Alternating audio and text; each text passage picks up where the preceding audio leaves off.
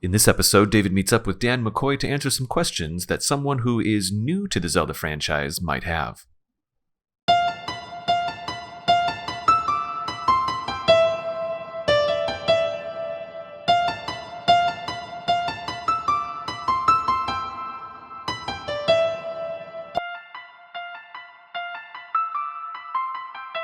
Hello and welcome to Another Zelda Podcast. I am your co-host, David Geisler, and I am without my regular co-host, Kate May, today. Today, I am recording in Chicago, in my apartment in Chicago, with a very special guest, Dan. Hello. Dan, Hi, how are everyone. you? It's nice to meet you all. So, Dan, this is we work together, first of all. Yes. And I'm very excited about this topic that we're going to do today. It's almost a little bit of an experiment. Yeah. Now, I want to kind of introduce you to our audience a little bit. I know that you're familiar. I know you've listened to a couple episodes, familiar with the show a little bit. Big fan. And we started chatting about Zelda just in general at work, I don't know, a couple months ago. Yeah. Kind of just all the time. Well, there's a lot of Zelda things that have been popping up lately, and I know that you're a big fanatic of it, so based on my knowledge of it, like any question I have, I've immediately be like, Dave, what do you think about this? Or like, what's this about? And you're like, well, slow down, first of all. And so, that's kind of how this whole thing kind of took off, I think. Yeah, we got to chatting, and I had some availability to record something here in Chicago, and there goes my cat. He is freaking out right now. He sounds so quick for how large he is. Like, he's deceptively fast for the bulk that he has to carry around. Well, so if I may, for a moment, I've recently put him on a diet. Oh, By recently, I mean like the last 4 months. So he has very portion-controlled meals now. And he's dropped about 4 or 5 pounds, honestly. He was up into like the 16-pound range. And for a cat, that's pretty big. Okay. I'm getting him down now, getting him down into the 11s and 12s, which is much more healthy for him. You just don't want the bottom belly rubbing against the ground, you know? So that's almost started. Like That- when he would that was- sit, that was he was starting where to we get the knew we pattern, needed to and do I was something. like, I'm drawing a line. Okay. So anyway, so now I think this newfound svelteness is very exciting for him. So let's see, Dan. So we were, it's so echoing here. My voice is, I have a very loud You voice. sound fantastic. Yeah, but what the audience is hearing is they're hearing my voice bounce off all these walls right now, but it's okay. It's fine. Okay. Maybe for the both of us. We're both kind of loud talkers, I think, at work, maybe. I don't think so. That doesn't sound like me. No, yeah, you're right. So we were chatting, and I thought it would be fun to have you on the show, and we were kind of bouncing around ideas a little bit. Maybe we talk about this, maybe we talk about that, maybe we talk about music, maybe we talk about... And every couple of days you'd come to me and say, well, maybe we talk about this, because if I may... Please do. One thing, like you've been playing Breath of the Wild quite a bit. I have, yeah. But I think for the most part, like you tinkered with Ocarina or played it through fully, but otherwise you don't have a lot of Zelda experience. I have outside of Ocarina, and I think I turned on Wind Waker once, and then was like, hey, and then I did everything else for the rest of my life and never turned it back on. But no, Breath of the Wild is like my first real dive into the universe. Yeah. So that being said, knowing that there's such a massive, expansive universe, I have 9 million questions about almost everything. Yeah, I love it. And you started asking me questions, and I thought, wait a second, maybe we can frame this as an episode. And why don't we do a thing where you put together a list of questions. Sure. And I'm kind of titling the episode "Questions from a New Zelda Player" or a New Zelda Fan or something like that. And I feel like that's I appreciate you not calling me a noob. I feel like that was where it was going to go, and then you took the other way, which I appreciate. Yeah, well, we're classy here at AZP. Pinkies up. Pinkies up. Okay. And we're also going to do a little bit of listener feedback here, but that's what we're doing. So you've put together a list that I see right here on the table next to you. I do not know what those questions are. I have no idea what you're going to be asking me. Okay. Also, and I'm very excited about this, I think if there's approximately 10 questions, we'll do 5 and 5. We do a break in the middle of the show, as you know. Taking a look right now. 12? Roughly, okay, we'll do 6 and 6. 10 good ones and two ones that we can just blow through in a matter of seconds. Absolutely. I just realized I didn't set a timer. I'm going to set one on my watch real quick. My God, Dave. Yeah. Yeah, I always, because we have to make sure that we... Because I'm getting paid hourly, so it's important that... Yeah, right, exactly. My bill's in the mail. So that's what we're going to do. Now, also, another thing that's kind of interesting about this show is that we have very passionate listeners, and we have a very close relationship with our audience on this show. Very, very cool. I'll be getting to some listener feedback in a second.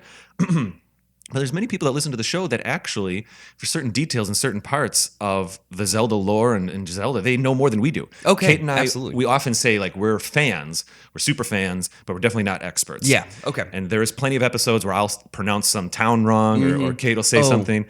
You know what I mean? Oh, no, I'm terrified. in this list, I am not mentioning anything specific because I have no idea how to pronounce it. So I'm just going to use descriptive words and like hopefully you can figure out what I'm trying to say. I love it. So what we'll do is I'll try to answer these questions the best that I know how as a fan. Sure. And certainly I'll invite the listeners to tweet us at Another Zelda Pod on Twitter if they have answers as well to those questions. If they want to follow up in any way, or if I get something wrong. Honestly, if I may, our fan base is very positive. It's a really loving relationship. They're usually like, "Oh, you talked about that town? I also like this town," which is fantastic. That's the exact kind of listener you want. So it's really cool. We don't actually get too much hate. I think a lot of the Zelda fans look out for each other. We don't get too much hate. Well, not like, "Oh, you're stupid idiots." There's always room for a small amount of hate. So, but it's great. So anyway, I have some listener feedback here that I want to get to. Let's see.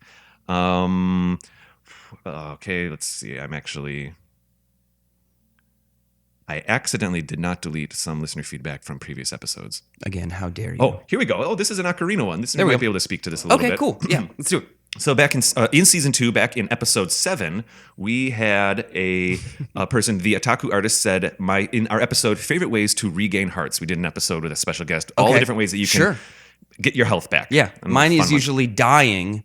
And then I'm coming back with whatever they allow me to have at that point. That's my go-to kind of way. A legitimate strategy.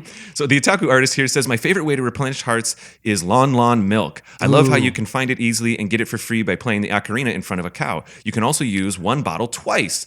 I hope this returns in another Zelda game. I had no idea you could do that. Oh, in Ocarina? Yeah. I think Lon Ranch was always my favorite. I even have like Epona was like, see, is it Epona? Yeah, Epona. Okay, that's like playing Breath of the Wild, I was like, where's Epona? Like, I want to find this horse. Like, and they're like, no, you can have any horse. I'm like, I don't want any horse. In Breath? Yeah. I know. I want Epona, and they're like, no, there's a horse with it's a mystic horse. Go find it. I was like, I don't. Just stop. Yeah, I agree. Epona, unfortunately, is part of the somewhat controversial amiibo situation in Breath of the Wild. wait. The somewhat controversial amiibo situation. Okay. Yeah, so there's many amiibos in Breath of the Wild. A few of them I have over here in the studio that I ended up picking up just for our Instagram account or because I wanted to try them out in Breath of the Wild. Okay.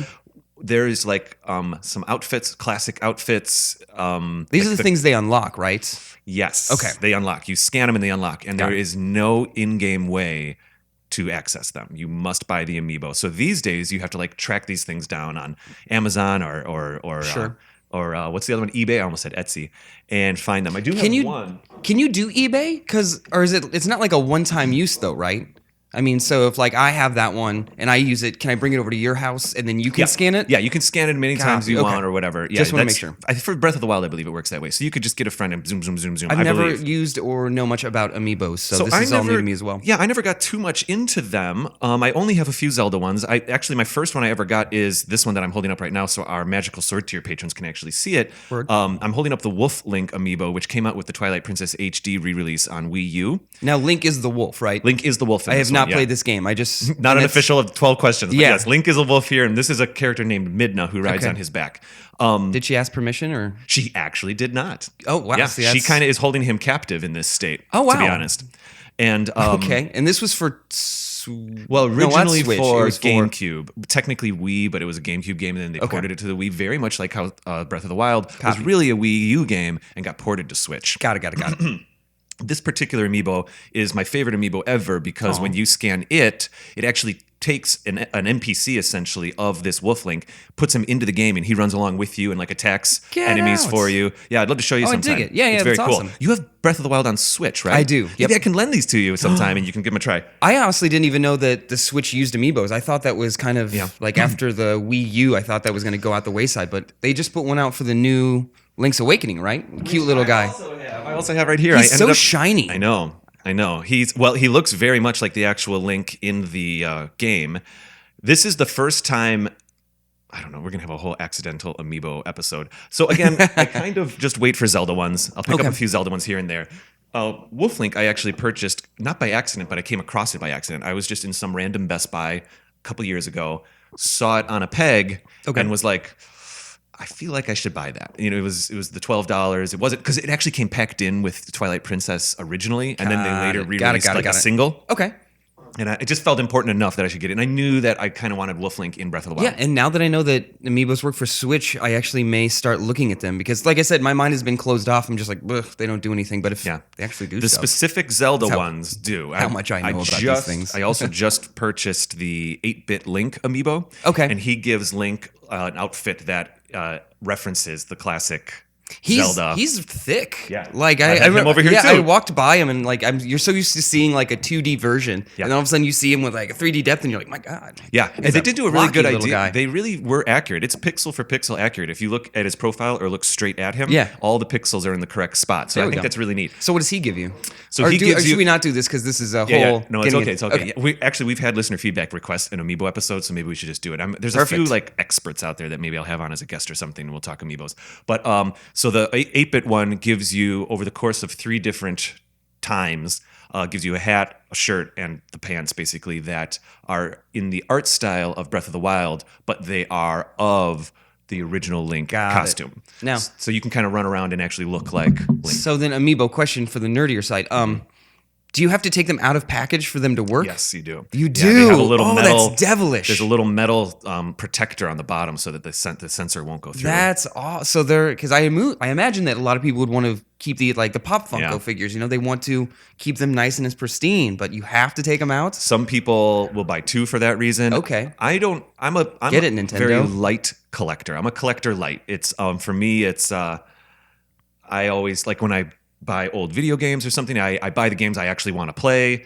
I don't really spend too much on them. And so with the amiibos, it's like, no, I want to use them. Yeah. I will buy them to use them. Mm-hmm. I don't plan on like reselling them later in life or anything, even though some people want to do that, and that's totally cool. And everyone thinks that, you get a limited edition. I found this thing only at, Walmart or Target, and like, I'm going to buy it because one day it's going to help pay for my college tuition. And you're right. Oh no, they made 9 million of these. One day this is going to be a very expensive yard sale trinket. Indeed. Here's over on Twitter, David Wayne Nydstrom tweeted us and said, Another Zelda Podcast. Just found you guys thanks to the recommended listing on Apple Podcasts. Oh, awesome. Many thoughts, but I'm totally enjoying it. Always good to hear Zelda fans talking Zelda. Can't wait to catch up. Very good. Thank you, David. Thank you, David. Let's see what else here. We've got over on Instagram, James, who goes by, maybe this is Twitter, actually. James, who goes by @mediocrehandle. That's funny. There we go. He knows who he is. Replying to Another Zelda Podcast on our non-Dungeon Dungeons episode, he said, that brings me to an episode idea. Non-game games, i.e. mini games. I'm sure the Yeti, Sled, and Twilight Princess will be up there. So actually, James, we have a favorite side quests of Twilight Princess episode coming up, and we're definitely going to talk about some of the mini games in that. But honestly, maybe just a full-on mini game episode would be kind of cool. You know how in Zelda you can, maybe a little bit less in Breath of the Wild, but certainly in Ocarina you go into the town and then here's the arrow shooting game, here's the bowling game, Absolutely. I usually pass right past those. I would try it once and couldn't do it. I was like, well, this is useless, and then just move on. That's exactly how I do it. I try it once and keep moving on. The one thing I spent entirely too much time on, though, is the fishing in Ocarina of Time. Oh, wow. Yeah. That was, and same with, not to jump games, like Final Fantasy 15. Anytime you give me the ability to fish, that's usually... You're going to do it? Yeah. Fishing in Twilight Princess was pretty good. Actually. I dug it. Yeah. Because that was finally where the graphics could actually represent the fish down in the water. Well, and you even had the controller had the joystick, so you got to like do the whole 360 move around, and it wasn't just the just D-pad kind of stuff. You're absolutely right. On the Wii version, you were able to do that, and I think on the GameCube version, which is what I had, you would like rotate the C-stick or something, something like that. Yeah. Here's a long one. Here's a big one. City of Edgar. Spelled EDGRR, commented over on Instagram. He said, "Hey guys, new listener, subscriber to the podcast. Just wanted to drop some love and let you know that you guys are doing a great job. I'm currently working through your backlog of episodes, and I keep hearing you guys talk about reviewing Zelda-like games. Oh, this is perfect. Which I think is awesome. I feel like it's easy to miss the massive influence the original Zelda and subsequent hits in the series have had on other phenomenal games. If you get around to it, I suggest you guys try out Okami. It's a beautifully crafted game with awesome mechanics that was very heavily influenced by the Zelda franchise. That is all. Keep up the awesome work. Thumbs up emoji." There we go. So I'm so happy to say, City of Edgar, that we just as of us recording this episode, Dan. Yes. Yesterday, our Beyond Good and Evil episode came out, which was our first Zelda-like episode. There we go. That's awesome.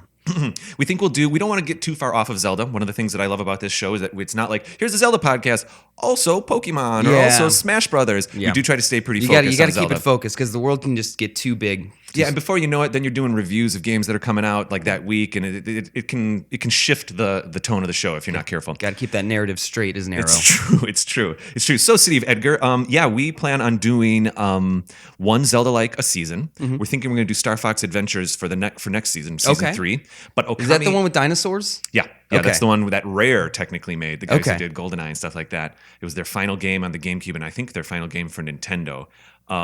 It's very much a Zelda-like, and then Kate and I did speak about having Okami be the third one. So I'm sorry, City of Edgar, you might have to wait 2 years, but we're definitely going to do Is Okami. That's the wolf, the white wolf one. Okay. Which came out I feel very close cool to, for knowing that, by the way. Yeah, you got it. Points for me. Yeah. Very close to the Twilight Princess release. Okami and Twilight Princess came out at Because it's for the similar Wii, times. right? I remember you're supposed to paint with it or something of that So it degree. originally was for the PlayStation 2 or something like that. Okay. And every review for Okami was like, why isn't this a Wii game? Fair. Because in the game, you paint on the screen and you use your right analog stick or something. So it did finally get ported to Wii. And I assume it's good. I don't know. I actually don't own it, but I've got to take a look. Let's see here. Oh, this one's kind of fun. Over on, I don't know where this is. This might be on Discord. I'm not sure. Tiny Gannon tells us, amazing. Twilight is definitely the best game, and they know it. Oh, this is an iTunes review. Man, you're all over the place with these reviews. This is awesome. We very much enjoy our relationship Yeah, like with our everyone listeners. from It's everywhere super is cool. coming in. It's super cool. Fantastic. It's a pleasure. Basically, as we get them, I do little screen grabs, and then I add them to a shared photo album that Kate and I can see so that we can talk to them. Very cool. So Tiny Gannon gave us 5 stars over on iTunes. iTunes is very helpful. When people leave us reviews on iTunes, it helps us climb up in the recommended podcasts for people and helps us climb the charts a little bit and gives us more exposure. So that's always really, really great. He says, Twilight is definitely the best game, and they know it. So Twilight Princess is kind of Kate and mine's favorite Zelda game. Really? Yeah, believe it or not. Even though, it's expanded out now as we've played more of the games. Okay. They respect all the games except Skyward Sword because, let's be honest, those motion controls are broken, so they need to remaster it for the Switch. I completely agree. They have interesting and thought-provoking content that's just fun to listen to. Thank you so much, Tiny Gannon. Which one was Skyward Sword? That was the one that was on the Wii. That was the one that was made for the Wii, and it came with the Wii Motion Plus controller, and you did all your sword fighting 1-to-1, actual 1-to-1. That sounds awful. It was not good. Okay. It's actually like what I always say on this show is I want to love Skyward Sword. Like, I actually enjoy the game. It is so hard to play and it is not conducive. Yeah, and you appreciate that they're trying to do these new innovative ways. But every once in a while, it's like, swing and a miss, And and I've also said this before on the show, but I've never said it to you, Dan. Back in the day, I was technically pro motion controls in general. Okay. Just by the default of like, get off the couch, you lazy bum. Yeah. Let's not just sit down and play 9 hours of some game where you shoot people in the face or something. You know what I mean? So technically, when the Wii first came out, and even the Wii U, I was like, so I don't know. I was always kind of like friendly to motion controls, but I really have to be honest that I think only about 10 or 20% of the time did those motion controls actually work in any particular game. I think they had to be. I loved motion control when it came to like the Wii sports games. Yeah. I cannot tell you how many hours of the bowling or baseball or any of like my friends. That was like one of the most common discs that we'd pop in. Right. Because it was just, and it worked well. But anytime they tried to shift it to another game, it just felt like everything was a second behind and you got aggravated. And or the worst is when they would take motion controls and essentially like what would be push X on a different system. It's like push your, wave your Wiimote. Mm-hmm. And so that's not even really motion controls. You're just triggering a button. Yeah. It's not like an analog, where like with bowling, the actual rotation matters and stuff. Yeah. You know what I mean? Yeah. Anyways, I'm surprised Harry Potter didn't really get into that. There were a few like wand flick games. I feel like it would be made specifically for that. I think they added some in for some of those later Harry Potter games for Wii. Okay. Like the Deathly Hallows area or something like that. Over on YouTube, and then I think I'll just do one more after this. No, this is great. Our top 10 emotional storylines. There goes the cat. Our top 10 emotional storylines. Audie over here on YouTube said, just started listening, but mine would be when Midna is dying and you have to carry her to the castle. Or, she doesn't die all the way. Spoiler alert. Or just hearing about the aftermath of Ganon and what happened to your friends in Breath of the Wild. Now, you can speak to that a little bit, Dan. Oh yeah, I can. Well, I should also preface by saying, in Breath of the Wild, I got up. I've done all the divine creatures.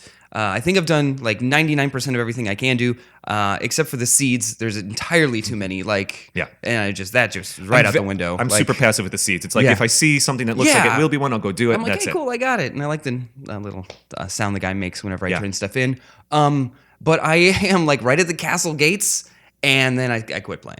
Yeah. I don't know what happened. I was just like, and I think that's about it. So I will say Ganon that still rules. I will say that trapped. Hyrule Castle, the Ganon fight, whatever, it's fine. It's not really what the game's all about. In fact, many people feel that final boss battle is kind of lackluster. Sure. I think I might agree. I feel like it's worth doing, but I will say actual Hyrule Castle and experiencing that and playing the whole game of Breath of the Wild is okay. It's all out of order. You can go anywhere you want. Mm-hmm. Well, the Hyrule Castle is a microcosm for that as well, and you can traverse that castle, that entire island, any way you want, and you'll find weird little tunnels. All of a sudden, you're down in dungeons, which is cool. Like I dig that they put that cool. much time into the castle, where you can find like hidden little passageways and everything. Yeah, you can easily spend a couple hours just in the castle, not just going to the Ganon battle. So if you're ever curious, I'd invite you to explore that area. Okay, because I definitely need to find a different pathway because I'm not finding one of the electric things. The Lionels? That's just I not totally happening. skipped that Lionel. I've tried like 4 times. I've Don't looked even up need to. online. They're like, here's what you got to do. It's super easy. First of all, no, it's not. It is not super easy. I've tried numerous times and I get murdered constantly. Yeah, I totally skipped that guy. In fact, I would recommend don't even take the road. Okay. Like, get into the island, get into the castle as quick as possible. There's a lot of catacombs you can get into deep down low and work up through the middle. It's very cool. Got it. Okay. Okay. I may just go home and actually play because now I've been inspired. It happens. Oh my gosh, this show has made me want to play go back and I'll just start playing other Zelda games again. And also they just put Zelda, which one? The one where he has purple or pink hair on the Switch. A Link to the Past. There we go. That one. And now I can play that one, you know? Yes, indeed. I'm like trying to catch up so I can be cool like you guys. This is kind of fun because I'm playing A Link to the Past for the first time right now. It's kind of one of my games of shame. I missed it when it came out on Super Nintendo. That's right. Many people consider it to be their favorite Zelda game. Schrodinger. Let's not do that. He is amped up right now on us. I don't know what's going on. I have that effect on cats. Yeah, he's just excited to be around. So I'm playing it as well right now. I'm 2 dungeons in, and that's it. And so I'm playing it right here on this SNES Mini at my desk. And I'm loving it. So maybe we can talk about that. Oh, wait, I want to keep moving. I guess we'll do one more. Caleb Webb over here on Twitter said, just finished the top 10 emotional storylines episode of Another Zelda Podcast. What a great episode it was. Raptor Paint gets into a pretty deep dive into the parallels of Breath of the Wild and mental health, and it was phenomenal. Thank you, Caleb. Yeah, we did. Actually, Dan, you and I can definitely speak to this. Let's speak to it. I'm enjoying this.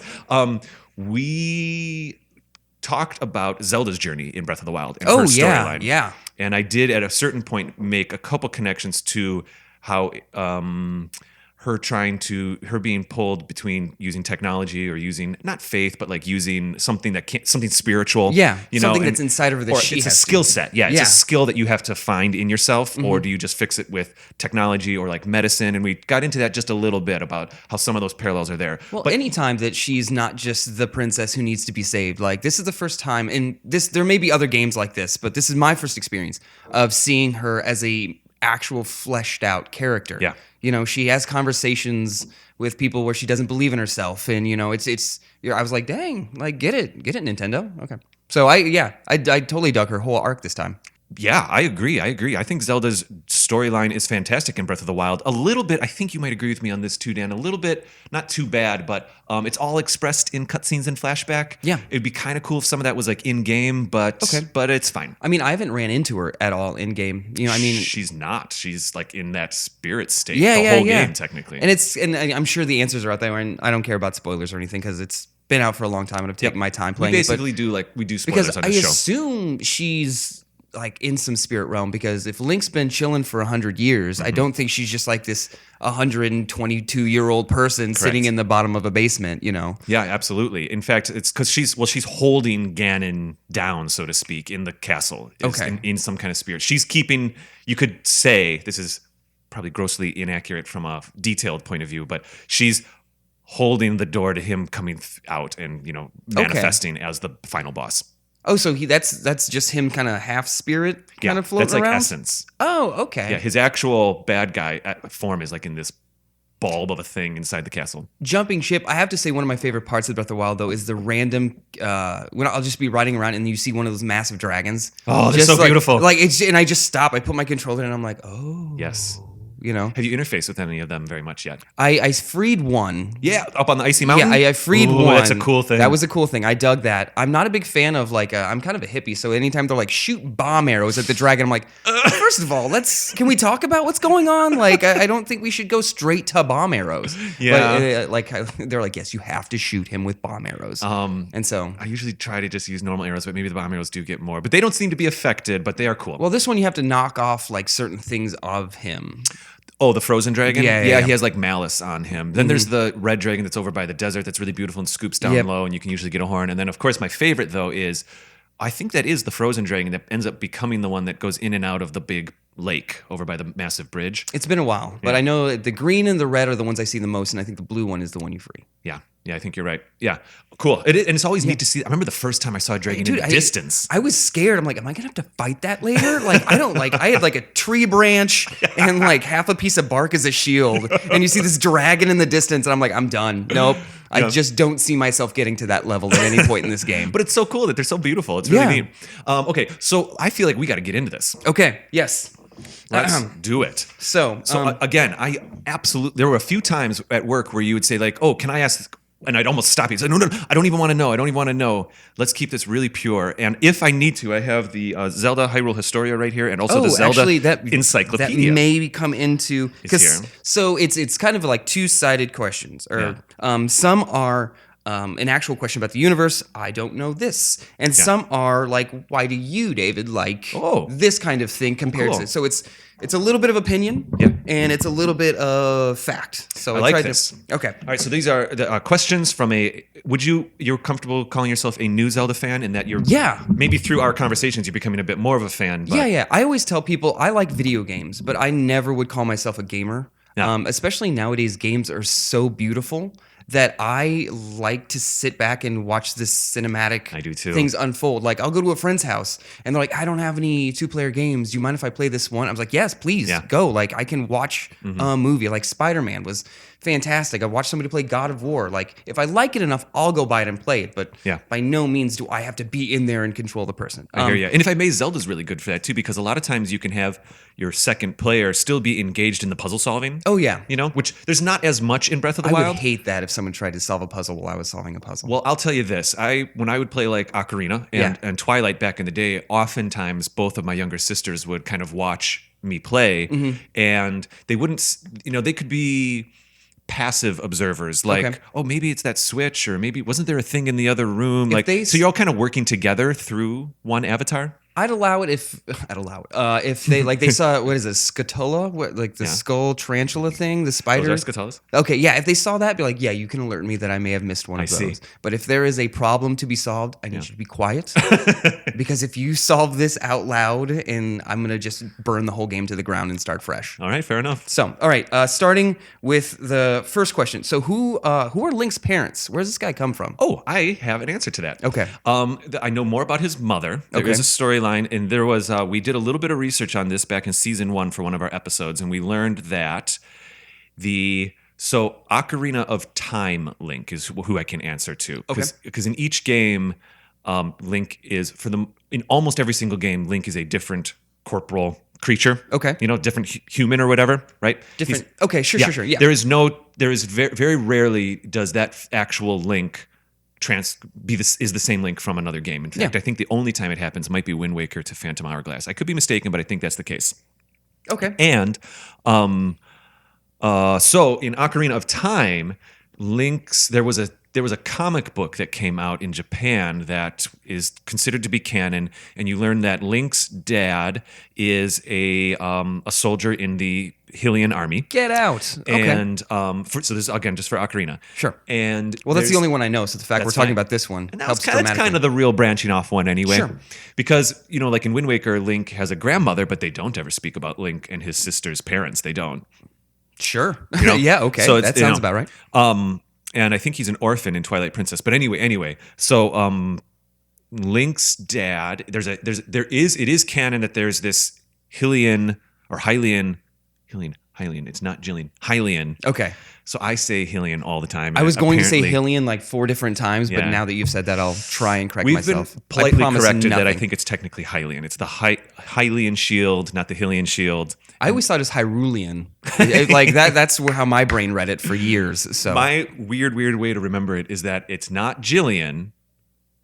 It's Hylian. Oh, okay. It's like, all right. So it's not Hylian, like Jillian. Well, because it's Hylian. in the beginning of Ocarina of Time, like I just remember playing it, and he's a little kid, you know, he's just running around. I'm like, he's like, now go and be out and fight things. I'm like, do I have to like report to somebody? Like, are my mom and dad gonna be like, you need to be back before skeletons pop out of the ground? So what happens is, so there is a Hylian civil war that is canon, but it's never been expressed in the game. It's been referenced a little bit. I think Hyrule Warriors alludes to it a little bit, but there was this massive war before Ocarina of Time.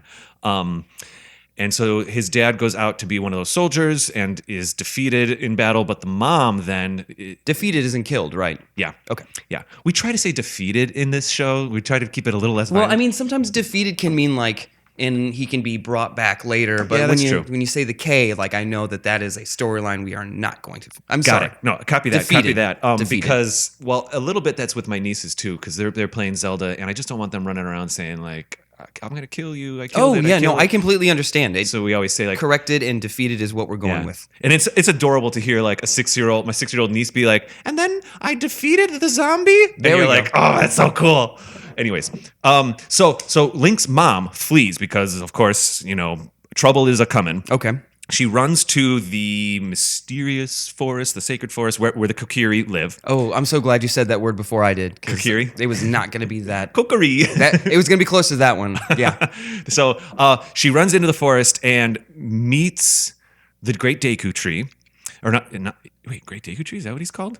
He's the Yeah. tree with the giant mustache? Yeah. Yeah, he's awesome. Why did I say? Okay, Deku. Deku threw me off for a second. But I yeah, thought it was Deku, but Deku. Got it. I do believe it's Deku. Deku Okay. Nut. And he basically talks to her and says, we'll take care of him. Okay. Keep him in the forest. He'll be safe. And then, she's like mortally wounded while she's bringing him to the forest. Okay. So she basically gives her baby to the forest. And he said, okay, the other Kokiri will take care of him. They don't age. They're eternal. The forest spirits will raise him. And then even she though- gets defeated. And she gets defeated by lack of substance. Yeah, then No. and she Yeah, lays defeated on the ground. Yeah. Got it. Man, I can't believe I started that thread. But and then she actually turns into a tree. What? So there's a tree in the forest somewhere that's her. And then Link grows up in Kokiri. Okay. Or in Kokiri Forest. Kakariko Village is different. Kokiri Forest. Okay. The only thing that's a little bit weird about this is that Link, and I think Celeste Roberts, one of our blog writers, mentioned this on our Patreon, one of our Patreon episodes. She said, Link grows, Sure. but the Kokiri do not. Yeah. Wouldn't he have noticed that he was, if they're all, let's say, essentially 8 years old, Okay. and he's being raised, and then he's 4 and 5 and 6 and 7, and then he becomes 8, and we meet him around 7 or 8 when, in Ocarina of Time. Yeah. Because he's roughly 7 when he's a kid and 14 when he's an adult. It seemed to me like he met their age, and once he reached everyone's age of like the kids, that's when he bounces, and then true. he just super jumps up to what 10 years? Yeah, or, well, that's 7 years later. 7 years. Okay, so yeah. So roughly 14.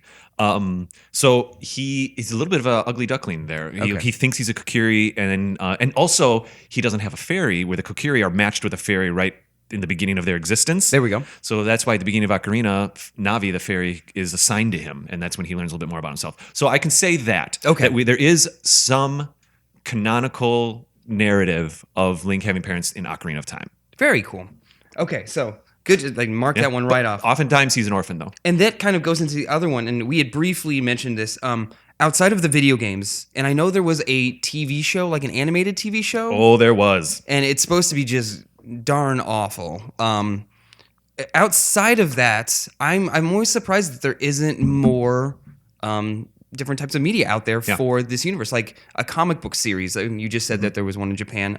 Yeah, I think there's quite a few manga comic books that have the Zelda storylines in them that might still be going right now. But like I just always assumed there would be like books or and I know there's always like the boat on the horizon of a movie that Right. everyone always talks about, but Yeah. then it instantly gets batted away, and then we don't say anything for 5 years, and then Netflix will say Zelda for 1 second, and then Yep. everyone freaks out, and then Yep. nothing ever happens to it. Absolutely.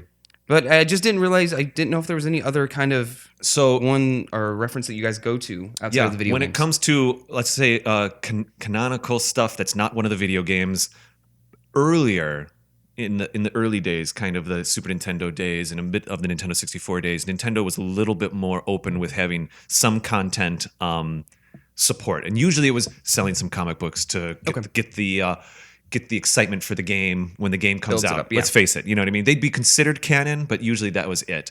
I don't think there's any novels or anything that exist that are like another Link story. Because I feel like it's so popular. Like, if they put out a young adult novel, like 4 books, like, I think people would love it. Well, right? here's the thing. I have a theory as to why that's not happening. Okay.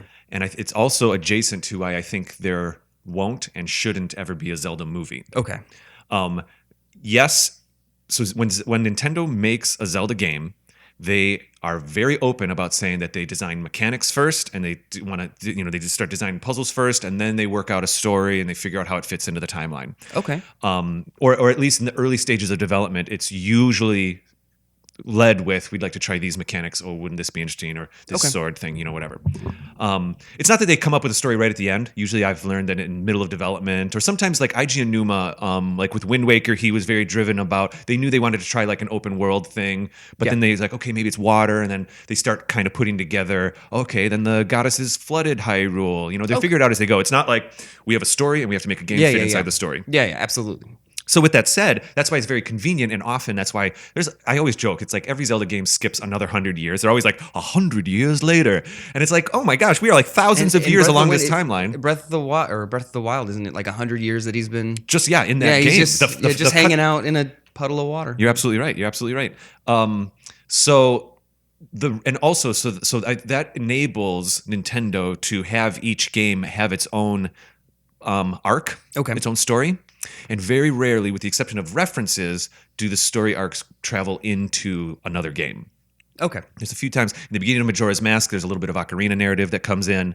And like I said, there's a little bit of reference in Twilight Princess to Ocarina with the Ganondorf being the same character. Yeah. But it's very rarely like, next time on Zelda. Now, Previously on Zelda. Indeed. Now, Breath of the Wild 2 does kind of seem like it might be a direct sequel with the exact same Link in Zelda, so this might be kind of a first, and Well, it'll it's be very called exciting. Breath of the Wild 2, isn't it? I mean, well, that's what it's being you're called pretty right now. much like, Yeah. if you're going to call it that with a 2, you can't just make a new game. That's an excellent point. It's Majora's Mask, not Ocarina of Time 2. Exactly. Yep. Yeah, you know what? You're absolutely right. And maybe that's a working title or not. I feel like they might, because, I mean, Breath of the Wild won Game of the Year. They might stick with the title, right? Oh, yeah.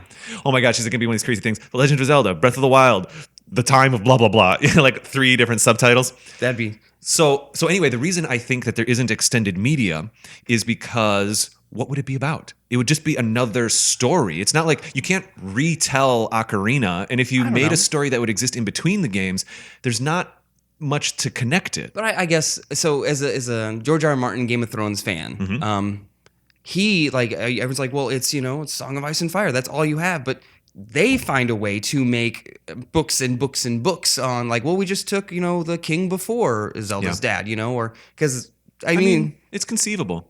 I don't know. And every, like, the Gorons, right? Gorons, yep. Gorons and who are the fish people? Zoras. They have to have kings and queens beforehand. Like, there's this entire history lesson that could be in there. So I'm realizing now that some of that is, I do have the encyclopedia and it's a blast to read, and you can learn about the encyclopedias and even Hyrule Historian, a few of the other, there's like companion books that are like reference books for Zelda universe, like I'm speaking about right now. I don't know if there's narratives, but in those books, there will be expanded talk about this king did this before that. So I guess it's conceivable that books could be written of those things. I mean, even Breath of the Wild, you still run into, I think when you're in Zora's Domain, there's like tablets that you have to read about like the history of the kings and all that stuff. So, I mean, I'm just saying that I think there's potential. It doesn't mean that you have to go to it. I think so. Zelda's interesting with Nintendo. They position it in a, Mario gets put on everything. Okay.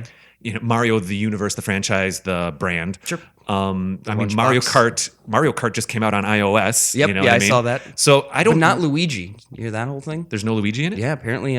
Weird. Big old no on the Luigi. But they added Pauline. I know. Sure. I don't know. Like apparently someone just got really mad at Luigi and was like, "No, not that guy." Interesting. I know sometimes they do try to separate Luigi out a little bit to give him some of his own stuff, but I feel like we're far away from having any kind of like Zelda iOS game. Oh yeah. And the point I'm trying to make is I think Nintendo, it might happen someday, or there might be like the Picross, Zelda Picross, some side game or whatever, Link's crossbow training for iPhone or something. But I think what I'm trying to get to here is I think Nintendo keeps their Zelda experiences a little bit more sacred. It's more like they respect it. Yeah, I mean, I think it's just, one comes out every 5 years, and that's about it. Give it the time that it needs. We're not trying to do a cash grab just because we slap a Triforce on it. Right. Now, certainly there's a lot of great Mario games out there, but that's more of the brand. And it's starting to happen a little bit. Like Link was put on Mario Kart 8 back in the day. He is in Mario Kart. Yep. So I think it's that. I think that they kind of hold those games and those stories a little closer, at least for now. Okay. And that's why we don't have extended media. That's my take. I love it. What's next? Right. Next up, so what is the history of the Master Sword? Ooh. Who owned it before Link? Oh, I love this episode. I had said before, I'm a big Game of Thrones fan, and one of the things I like about Martin's writing, you can essentially track the swords of who owned it, when it was made, if it was ever melted down and made to 2 swords. And then second part, is the shield of any value too, or is the shield just that doesn't really matter? It's the sword. Because he always has the same shield. The Hylian shield. The Hylian shield is very important. But can you just buy that? Like that's not magical at all, right? I think you do just buy it in Ocarina. So I mean, that's just the Walmart brand shield of Hyrule. I mean, if we're making that kind of joke, there are other like wood shields, crappier shields that you get. Now halfway through Ocarina, you also get that mirror shield, which is like an upgrade from the Hylian shield. In Breath of the Wild, you do not buy it; you find it. It's buried down under the castle, which you might have fun finding someday. Sure.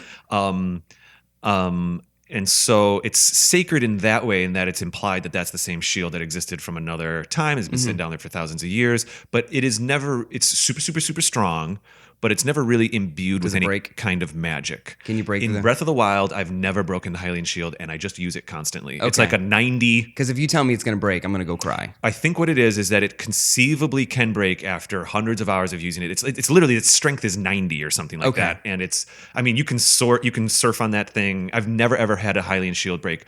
Usually what happens is I did lose a Hylian shield one time, and it was from getting electrocuted, and he dropped it, and then it fell down a hill. And then you do have to... Then there's like a little fail safe. There's a town that you build, and you can go rebuy it. I dig that on Breath of the Wild. I'm building my little town. Terrytown? Yeah, Terrytown. Absolutely. I love it. That's a fun one to finish.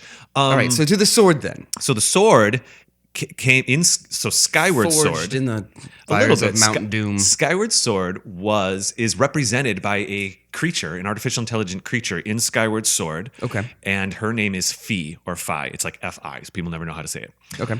I think I usually go with Fi, but I think it might be Fi. Anyway, Fi is your Navi, your little, the equivalent of your fairy character that helps you through the game. Got it.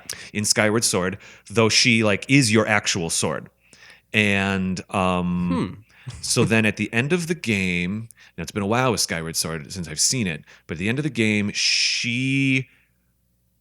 a certain amount of I know what happens. So Ganon isn't even in Skyward Sword. It's this other creature called Demise. Okay. And Demise is this big evil presence. That's a good name for a villain.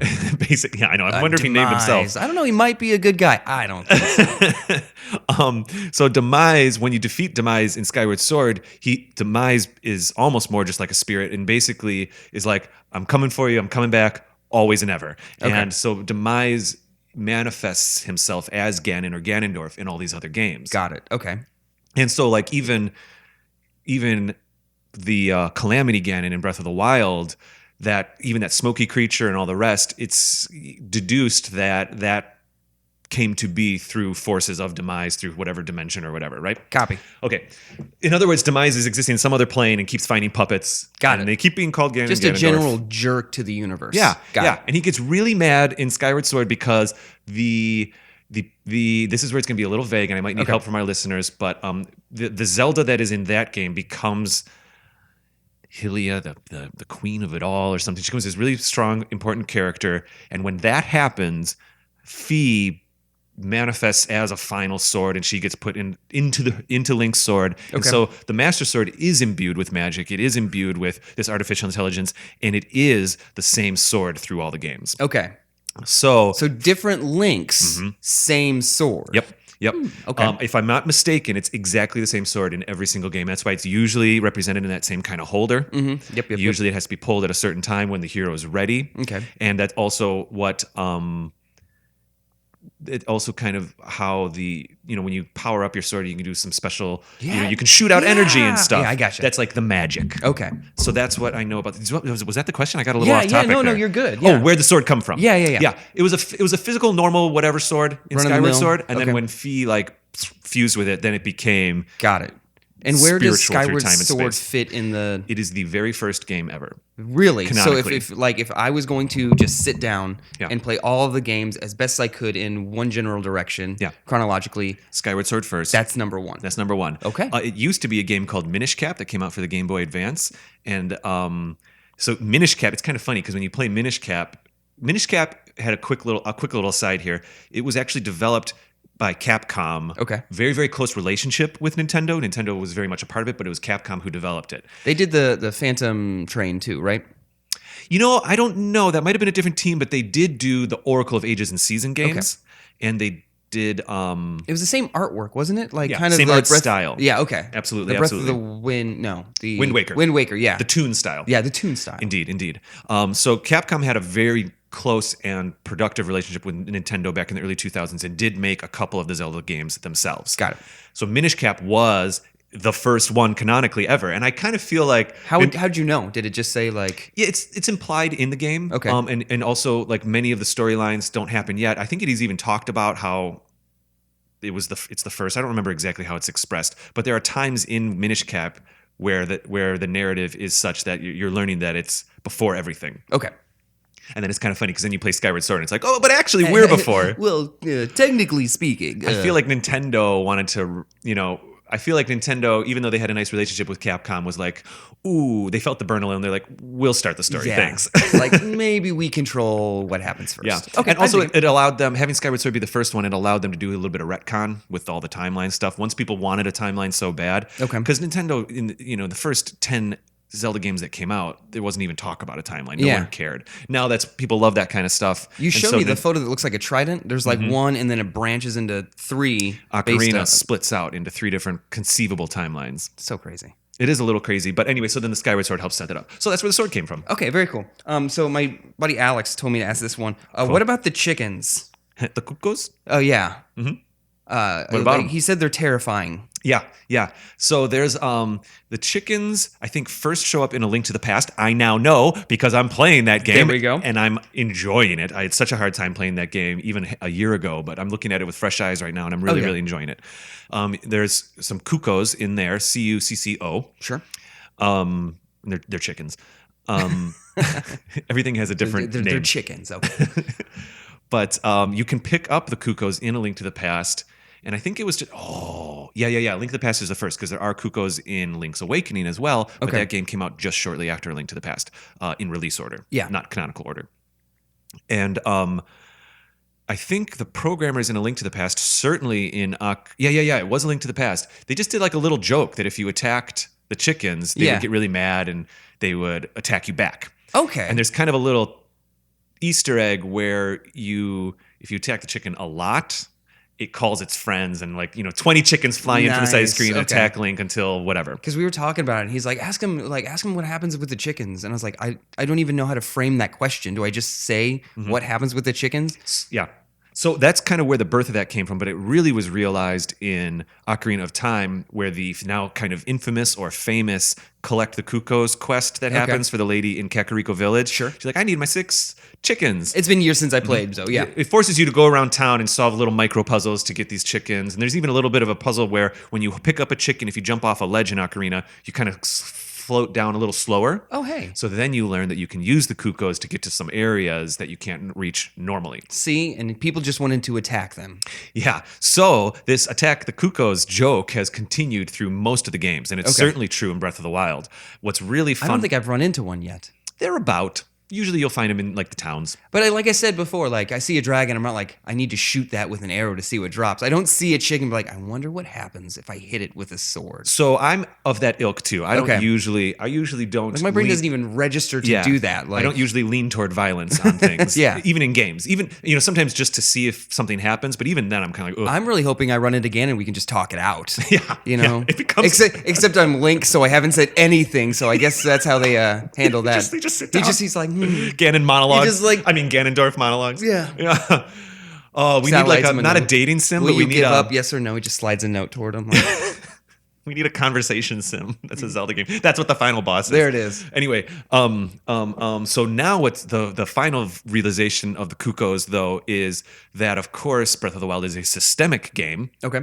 Where things are not necessarily, they're programmed to have reactions. So if a chicken gets attacked in Breath of the Wild, it will get upset with its attacker. Okay. Where in previous games, it's like the code really just did, if the player hits it, well, wouldn't it be funny? Let's code in that the chickens will get mad at Link and get back at him. Well, you can get really clever in Breath of the Wild, and you can do things where, like, if you throw a Kuko into the path of a bad guy when they're swinging, and a bad guy hits the chicken, the chicken will get mad at the bad guy, call all of its friends, and attack enemies for you. Oh, that's fantastic. So for me, it's a perfect evolution off of, okay, it's a fun little joke in A Link to the Past, to a little bit of mechanics in Ocarina of the flying down. That was somebody's programming job. He's like, what am I doing today? I'm going in and I'm programming the chickens to attack people. That's what I did today. So a little bit of the floating thing in Ocarina, so there's a bit of a mechanic that you can learn, and then all the way up to now, if you're really clever and you use the physics system and the fighting system and all these systems that exist in Breath of the Wild, you can actually further kind Link, of use them. Ally to chickens. Yeah. Okay. Yeah. I dig it. So that's what's up with the chickens. Okay. I had no idea. Is there going to be a Triforce reference in Breath of the Wild? So that's interesting. We actually talked about that in a recent episode. It was a bit of listener feedback. Oh, it's in our favorite Triforces episode, which I think immediately precedes this episode. Oh. No. It's Beyond Good and Evil is before this one. But anyways, yeah. Because I keep on waiting for it. In our favorite Triforce episode, we spoke to all the different Triforces in the games, and we had listener feedback about it. It's actually worth trying to pull up. Let's do it. The Triforce is all over the buildings in Breath of the Wild. And I do know this small little, Link is supposed to be the triangle of courage. She's the triangle of wisdom. Ganon's the triangle of power. Yep. And that the whole courage, wisdom, power. Yeah, and the whole kind of fight for da da da da da. I'm waiting. I keep on waiting for them to be like, you need to use that little triangle in you. Yeah. In fact, I think that so many times in the games, like the little triangle will glow on their hand, on their hands. And I don't think that happens in Breath of the Wild. Yeah. Let me read this listener feedback real quick. This is from Anna Lovecrafts. Anna Loves Crafts over on YouTube. She said on our favorite Triforce episode, she said Anna Lovecraft is cool too. I know. I wonder if it's a play on that. I love that. That's awesome. There isn't a space there. Oh, cool. Anna Loves Crafts. I believe the term Triforce isn't even used in Breath of the Wild. She says the symbol is everywhere in Hyrule Castle and maybe a few other Hylian structures. Not Jillian. It hasn't been used for the past 10,000 years, so I suspect that nobody even really knows what the symbol means anymore. They simply refer to it as the sealing power or something. I really enjoy this one. Always excited for the next episode. Well, thank you, Anna. And she's right. I don't think the words Triforce are ever said in Breath of the Wild. And this idea that maybe canonically it's been so far that they're not even aware of it being called a Triforce. It's just like a lost religion. Just everyone stopped worshiping it and it's just gone with the wind. The only time I think you see it realized magically is I think when Zelda does her final Get Ganon thing at the end of the game after you succeeded in all things. Her Kamehameha that she'll probably pull out. She does this super her hair goes cool, white, blows up into a giant thing and just almost. It's actually kind of cool. She gets the superpower and she implodes him, not explodes. So it's and it gets really quiet. Boink. Yeah. Just a pin drops. It's almost that. I dig it. And I think when it happens, though, there's a Triforce symbol that kind of appears or explodes out or something. And them calling it the sealing power, as our listener, Anna Lovecrafts, just pointed out, is an interesting idea. I mean, it may be, if Breath of the Wild 2 is going to be a direct sequel, it could be some form of where does that power go? Because this doesn't always have to you kill or you defeat Ganon. It's all good. And then the courage power doesn't just and now it's just two triangles sitting next to each other. You're it absolutely has to move on to somebody else. It's like a Green Lantern ring where it goes I find the next worthy person. It kind of does. And it's not usually expressed as a physical thing. It's like another person will be born and they will. I think the idea for the Ganons and the Ganondorfs is that Demise has found another puppet kind of thing. You know what I mean? And usually Link will kind of discover. I joked that the Triforce is a little bit like the stones in Temple of Doom. Like when they get close to each other, they start to glow. Sure. And that's usually what you'll see is like Link's hand will start to glow when he gets near Ganon or Zelda. Why does the power one always have to be evil then? I don't know. Why can't we have a Zelda where it's like the wisdom was the one who just decided to be terrible? I agree. You know what I mean? I agree. Power, maybe just hungry for power. Yeah, wisdom and courage. It's easy. It's the easy he wants power, so da-da-da. But wants smart power, people maybe can be jerks too. I agree. The Triforce was originally created by the three goddesses. At least that's how it's expressed in Ocarina. Okay. They made Hyrule, or they made the land and the earth and all, giant, whatever. Shooting down meteorite people. Yeah, exactly. Yeah, you remember that. Yeah. And then they ended up being I just had a weird expressed. flashback of the second you said it, I was like, oh my God. I unlocked a small part in my brain that was like, you remember this. Yep. Okay. They're like little Golden Globe or Oscars or something. Yeah, exactly. So the Triforce, so here's the thing. It's not in Breath of the Wild. It's represented a few times, but Ganondorf, who usually does have the courage. And Ganondorf is the guy. Yeah. Ganon is the beast. Ganondorf is who I play and lose in Super Smash Brothers all the time. It might be, yeah. Okay. Yeah, there's definitely not a Ganon in Super Smash Brothers. Maybe Ganondorf has a couple of attacks where his pig comes in or something. I think if you power him up, he turns into a giant boar pig thing. That makes sense. Attacks things. That is canonically accurate. Got it. But here's the thing: Breath of the Wild 2, maybe we will see the Triforce now because we're actually finally going to get those three people back together. Yeah. Because Ganondorf is very much going to be in Breath of the Wild 2. So then Zelda's alive and she's not a spirit? She is. Yeah, she exists. She's back in the world at the end of Breath of the Wild. In fact, her and Link walk off in the final cutscene. Holding hands? Almost. Right into the sunset. A little bit. Aw, it's cute.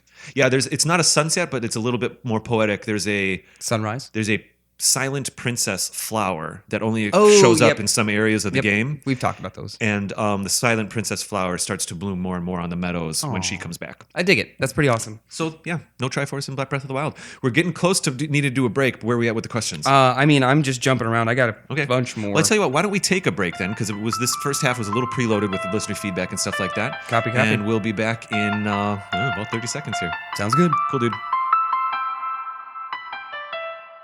Hey everybody, I hope you're enjoying the episode so far. I just wanted to take half a minute here to tell you a little bit about Another Zelda Podcast's Patreon page. We set up our Patreon account about halfway through Season 1, and the support that we've received over there has been humbling, to be honest. I'll just get right down to the details. We are basically offering 3 different tiers for anyone who wants to support Another Zelda Podcast. We have the Sword tier, the White Sword tier, and the Magical Sword tier. We are very proud of ourselves for coming up with those 3 tiers.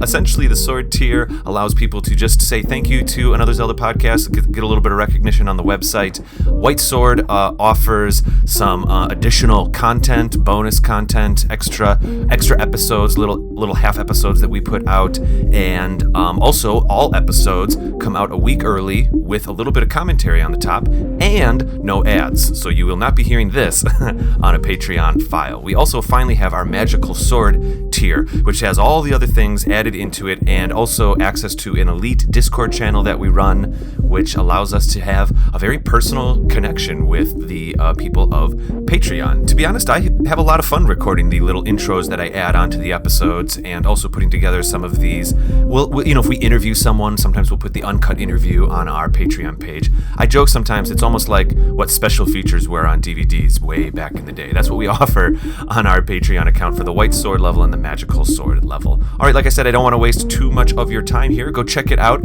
at patreon.com, Another Zelda Podcast. You can also find links and a list of our current supporters over on anotherzeldapodcast.com.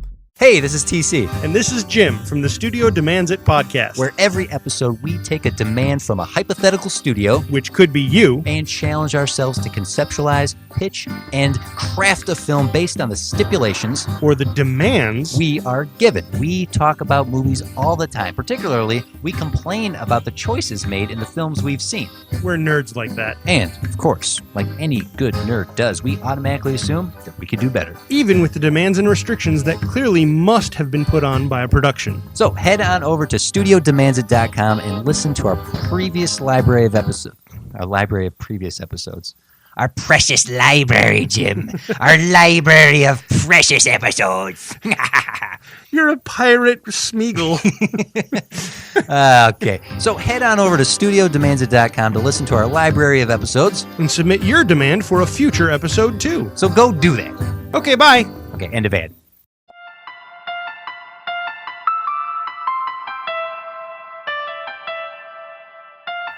Okay, we are back from the break. Dan, Hello. I'm having a blast. This is great. I'm having a really fun time. I'm not gonna lie. It's good. It's I wasn't I mean, I knew that this was going to be I a wasn't cool sure topic. you were gonna be a good guest. That's Dan, not what I'm and then saying. That's not what I'm saying. You're not terrible. I wasn't sure if 10 to 12 questions was going to be enough content. Oh, yeah. Like a week ago when we were coming up with the idea, I was like, it's a good topic. Yeah. I hope it's an hour long. This is like going to be like an hour and a half episode. One of the questions I still have remaining is one that you had mentioned that you were thinking about doing a side one for. So I'm going to bring it in at the end. Let's do it. Save that question for the end? Yeah. Great. Or we can do it No, now. let's go into whatever you want to ask next. Okay, so this is the one that I'm probably out of all my questions the most curious about. So one of my favorite parts of playing Ocarina of Time was catching Pose. Oh, yeah. I loved it. I thought how the ghosts looked were cool. They had the little lamp lighting things. Why have they not been in every Zelda? Yeah, Are they specific just to that one, or have they has one or two popped out here or there? Pose have been in many of the Zeldas after Ocarina. I don't think there are really truly Pose in Breath. The closest we get are those spirits that dance around, but I don't think those are Pose. Okay. You know what I'm talking about? Yeah, Like, it's the ice guy, do the I? fire. I may not. I'm not going to lie. I should Yeah, just they blindly tend to agree be with out on the field. They're like Poe adjacent. I don't know if they're officially Pose, but Pose were in Majora's Mask.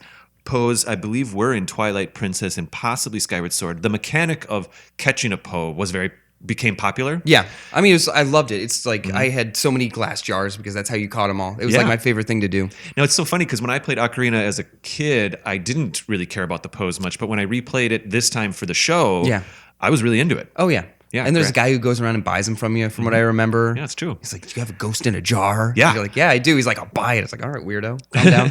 And I think the Pose, I don't know what's really happened to them as far as what their story is, because there's also sometimes like ghosts, and it's a little bit different. A Poe is a ghost, but a Poe is like a ghost that was defeated for some reason. Yeah, I didn't know if something. you It's knew like the backstory of how like someone who's defeated becomes a Poe compared to how many people who are defeated and then we see them as a spirit of themselves later on. You know, I just didn't know if there's like the common people become Poes, people who have some kind of touch with magic become spirits. I don't know.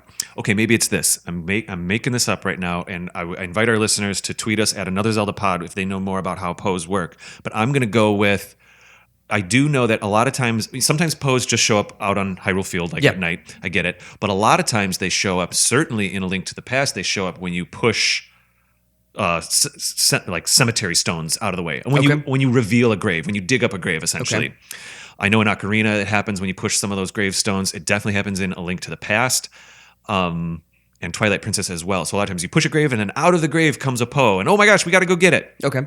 So what if... So it's clearly coming from a person then, unless you're saying that the Poe is attracted to the defeated person in the ground. I think that it's coming from a person. Okay. And maybe it's the equivalent of a ghost and a spirit. Maybe a ghost is it's the idea of a ghost is a spirit that hasn't moved on or found, still existing or still here. has, unfinished business. Yeah. You don't get any Poe quests, though, from what I remember. It's not like, I think there's a quest to catch a Poe. Right. But it's not like you ever actively talk to one. It's like, look, man, I really could use some help here. You're absolutely right. They don't speak to you. Yeah. They have that little like chuckle. Yeah, the little laugh, high-pitched laugh. Yep. Which, fun fact, we talked about this on a previous episode, but I don't know if you know this. I probably the don't. sound bite, the wave file for that laugh is actually Ganondorf's laugh, the one that's like, ruh, ruh, ruh, ruh. Get out. They just use the same file and sped it up. So it goes, oh, that's awesome. yeah, it's kind of neat. The sisters, maybe there are people witches. defeated by Ganon, like I don't know. I'm just spitballing ideas. Well, and then in Majora's Mask, they're mistaken to be aliens, which is super weird and cool. And the Poes, like it's a bit on the nose, but they even abduct a cow. Get out. Yeah, that's true. Okay. And so a certain farm thinks that aliens are coming to their town, and you later learn that it's actually these Poes, and they're for reasons. I'm surprised. Okay, I'm surprised it's in a game. That's a little funny. Yeah, I know. And then there's all that talk about how for a split second in Breath of the Wild's not development but concept phase, that for a split second there was an idea of like maybe we do aliens, maybe aliens come to Hyrule, and then they were like nah. Okay. And I'm kind of glad they went no.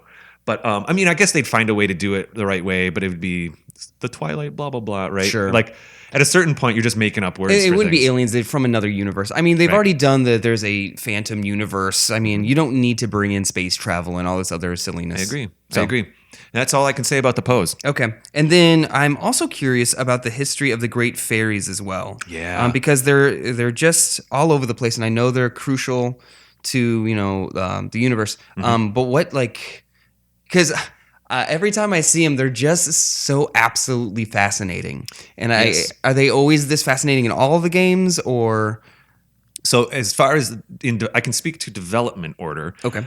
So of course the original one was the Legend of Zelda for Nintendo. Okay. Nintendo Entertainment System, and there were fairies in that game. They didn't really need to be called great fairies yet, but there were fairies that you would go to a pond, and if you at appropriate times they would then refill your hearts. Yeah. Well, and then so I know there's like Navi the fairy. Mm-hmm. And then, so is it just like the mother of all the fairies is one of the great fairies? Well, they create those. The first time that a great fairy was called a great fairy was in Ocarina of Time. I think it could be a Link to the Past, but I'm still playing that game. Got it. And so a great fairy isn't just one of those little teeny glowing things. She's a massively huge, awesome creature of often awesomeness. Expressed curiously. In Ocarina of Time, you might recall the great fairies are almost inappropriate. Oh, yeah. They're like just vines on their bodies. It's a little strange. I think Kate and I have already talked about this in season 1. I think that was from a time where video games were in a different place. Sure. And maybe there was less diversity in the development teams that worked on them. Okay. Is my way of saying that. Yeah. These days, I think there's a lot more balance and that kind of stuff. And I think the creepiness of the Breath of the Wild fairies, which in my opinion are the second most creepy. Oh, you think they're creepy? I love them. No, they're great. Loved but they're them. kind of, how do I say this? They're horned up a little bit. Oh, yeah. And that's in that way that they're a bit creepy. I mean, the second I ran into the first one, I was like, well, you're just the greatest thing in this game. They come out of this giant plant. She's like, hey, sugar. I'm like, I love it. Can I just hang out here? Right. I immediately wanted to go find the other ones because I was like, this is fantastic. I was in love with them. That's cool. So I think there's a reference there a little bit. But interestingly enough, in like Wind Waker and Twilight Princess and some of the other 3DS games, there were still great fairies, but they were expressed much more almost angelic-like. They not as grandiose. Yeah. In fact, some of them, like in Skyward Sword, they barely even move. They're almost just like symbols. You know what I mean? Okay. Then they have their wings. Sometimes they kind of have more of a human form. I think the great fairies in Ocarina didn't have wings, but I think if you look... They floated. They floated, but they definitely have wings in Breath of the Wild. Okay. They're just not as prominent, I think. And you're so busy watching this massive creature that you're probably not just noticing taken the away. wings. I like every time. I'll just sometimes just randomly go walk up and talk to one. They're like, you got any more money? I'm like, no, I just wanted to see how you're doing. She's like, it's fine, it's good. Yeah. How's things? I'm like, yeah. There's some lightning horses that are kind of making me angry, but she's like, it's fine.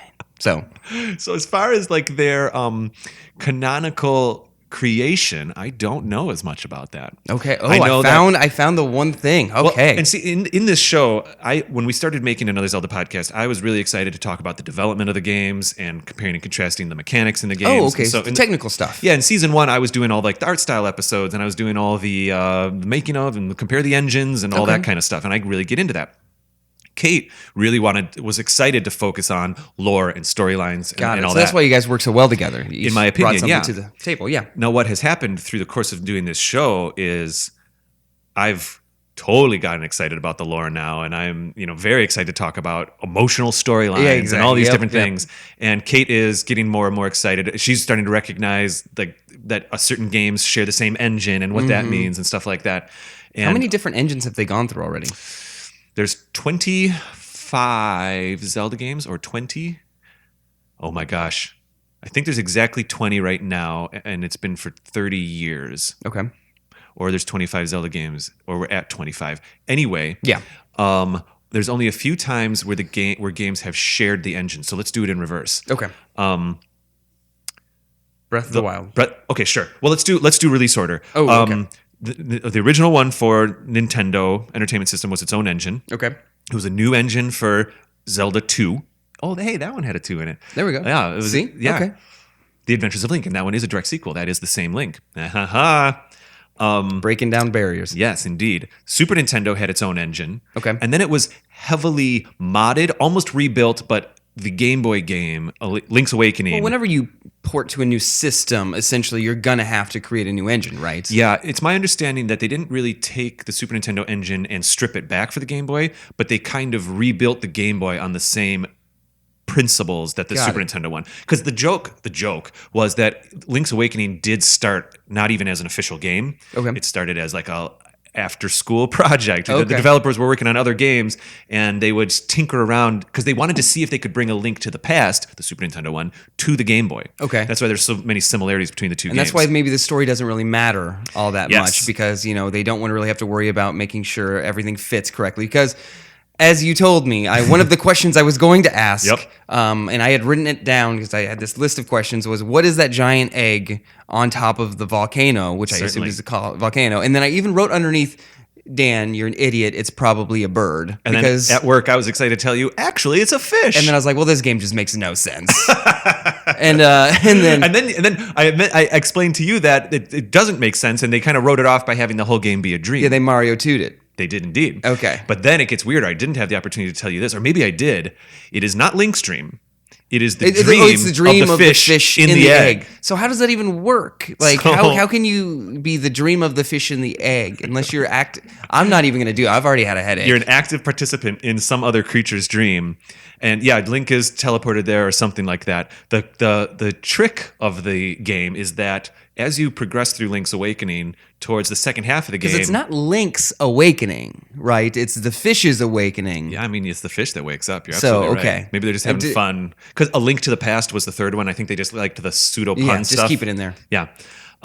Link's Awakening, even though Link isn't a pun in that case. But anyway, They just want to put his name in as often as possible so think people so. quit calling him Zelda. I think in the beginning there was a bit of Put that. Link's name in there too. I'm Yeah. telling you. Okay. Yeah, you're right. In fact, I think Link's name is in the second, third, and fourth, and then it was Ocarina of Time after that. But anyway, certain characters in Link's Awakening towards the end, or certain boss characters even from the temples, will start to plead with Link and say, "Do you realize what you're doing? If you succeed, we will all stop existing. Please stop." One of those deep, like, Yeah. you're destroying our world, even though our world isn't real kind of things. Absolutely. It's like an episode of Black Mirror rolled up in there. Well, to that point, famously during the days of Link's Awakening and Ocarina of Time, but a lot of Link's Awakening, the development team, they were massive fans of Twin Peaks. And there it is. Yep. Okay, sure. And so there was a little bit of that. And so it's interesting. I remember the first time I played Link's Awakening and characters were saying, please, even good characters were saying, please stop. Yeah.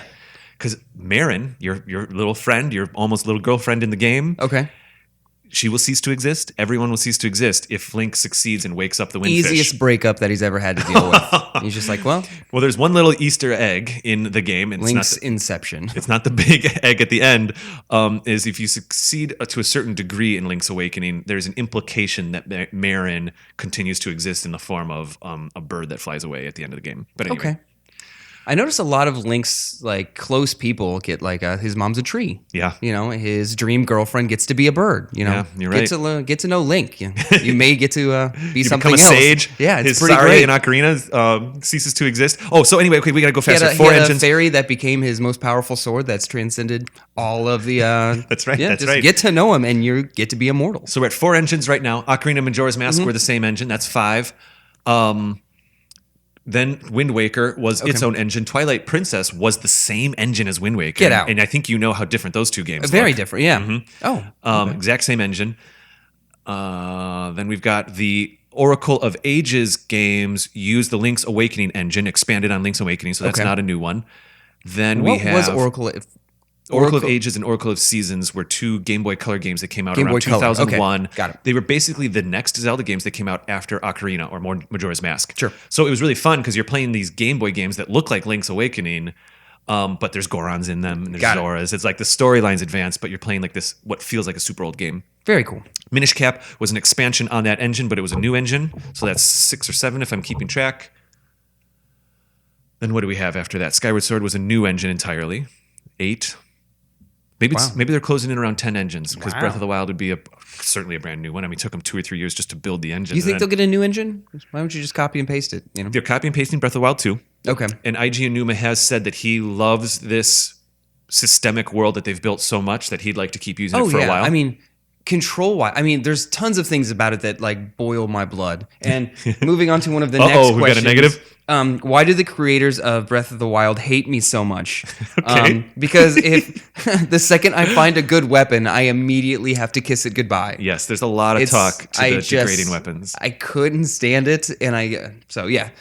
Why do they hate me so much specifically? I feel like there's a lot of new Zelda fans that might ask that, certainly in the first 5 or 6 hours of Breath of the Wild. Oh yeah, I think that question is asked a lot.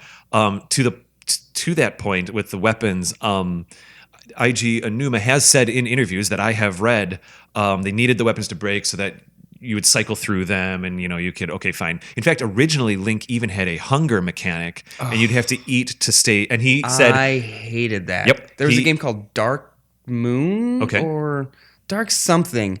Not to interrupt you, I'm so sorry, but it was one of the things that you had to find water. Like it was your health bar, and then there was water, and it would just, if you don't stay hydrated, you start losing health. And I was like, I'm freaking on this, grumbling the entire time. I love the game, but anytime they make a video game character eat, I get kind of upset. There's a survival sim that I play once in a while, and I forget what it's called now, Deep something, but it's essentially Castaway the Survivor. Got it. Deep Waters, Deep something, Ocean Deep, Deep Ocean, I don't know. You just named like 7 different titles. That was impressive. And that one has like a UV system. You'll get sunburn if you're like not in the shade for too long. And but that is the game. Yeah, but that's fine, because that's what they're building. It's like you're just doing pure survival stuff. Yeah, it's essentially resource management game, just expressed as a survival game. I hate it when I can like shoot fire out of my hand, and they're like, yeah, but you didn't have a salad this morning, so that's half your life right there. It's I love it. Okay, that's fair. You're absolutely right. And so IG Enuma did say that very quickly they took the hunger system out because they were like, this isn't fun. And that's at that point that's when they decided to have the food system. I was going to say, they have the cooking mechanism, which was fun, and I enjoyed that pretty wholeheartedly. Which initially would have been different ways to eat to not get hungry, but then they're like, no, we'll have this be the way that you get hearts. And I think that was the right choice. Okay. But anyway, we were actually talking about something a little bit different, weren't we? Breath of the Wild, same engine. Why do they hate me so much? Why do they hate you so much? So, in my opinion, Breath of the Wild really feels like some of those early Zelda games, especially Link, The Adventure of Link, which is Zelda 2, where did the weapons break in earlier games too? But the weapons didn't break, but the difficulty curve in especially Link's Adventure, which is Zelda 2 for Nintendo.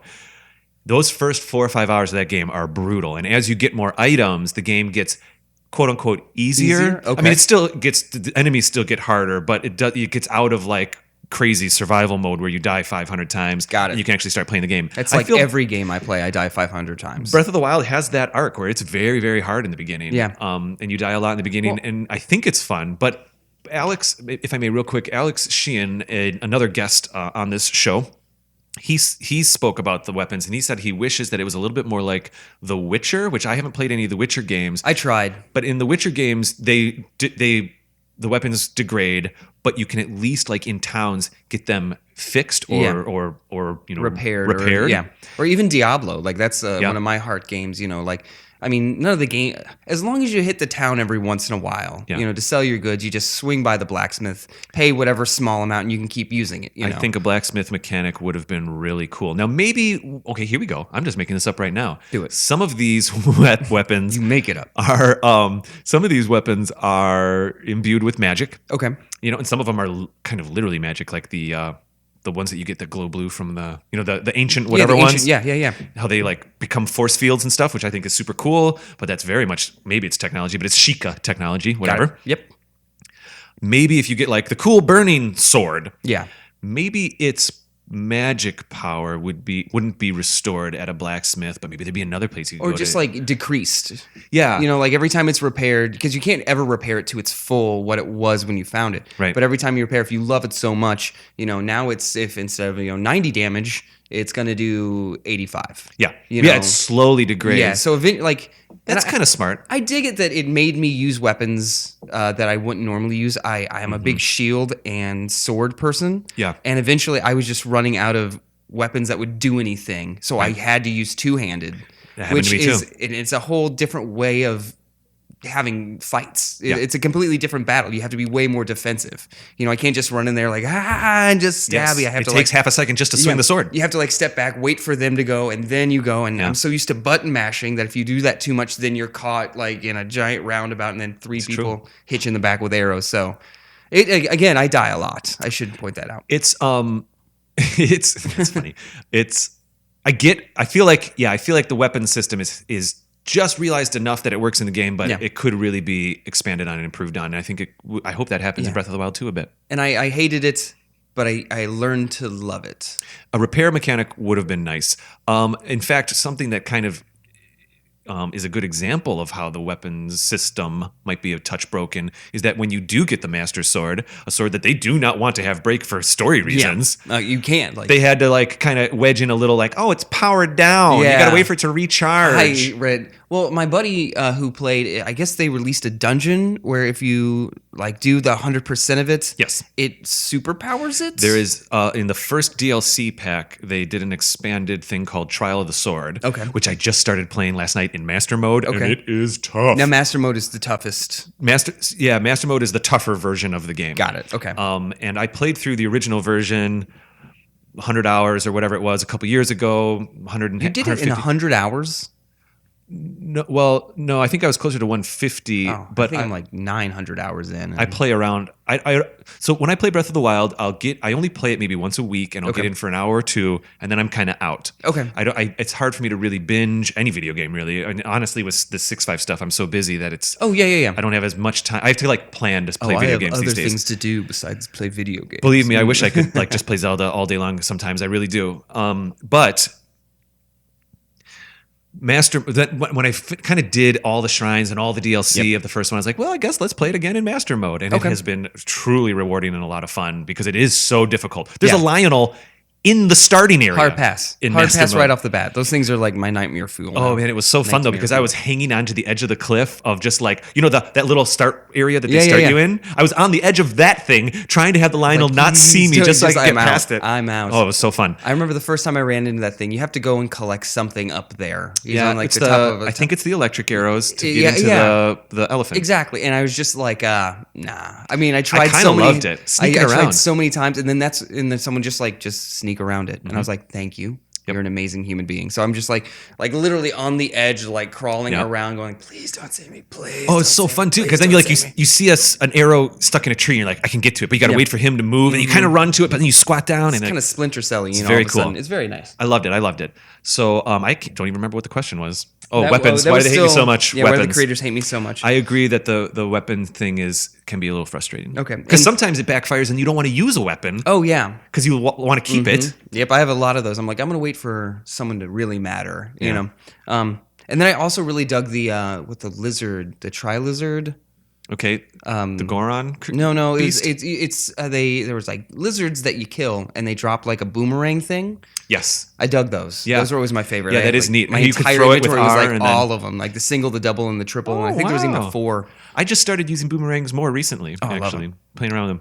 And I was expecting playing this game, and like I said, I only played Ocarina of Time, so I have preconceived notions of what I'm going to get. Like I remember talking to you, I was like, "Well, I haven't even gotten my blue tunic yet." Yeah. Or my hook shot. Yeah, so I haven't gotten the hook shot or anything. I was like, so I have to wait to go do this dungeon because I don't have that yet. And you were Yeah. like, "Oh, you fool!" That's not what I said. Like you just stared at me, and no, I'm kidding. Yeah. No, but you're like, no, you can do every single. As long as you have the like magnet and your little Yeah. data pad thing going. Your items are expressed as powers, Yeah. and you get all of those in the beginning and then go.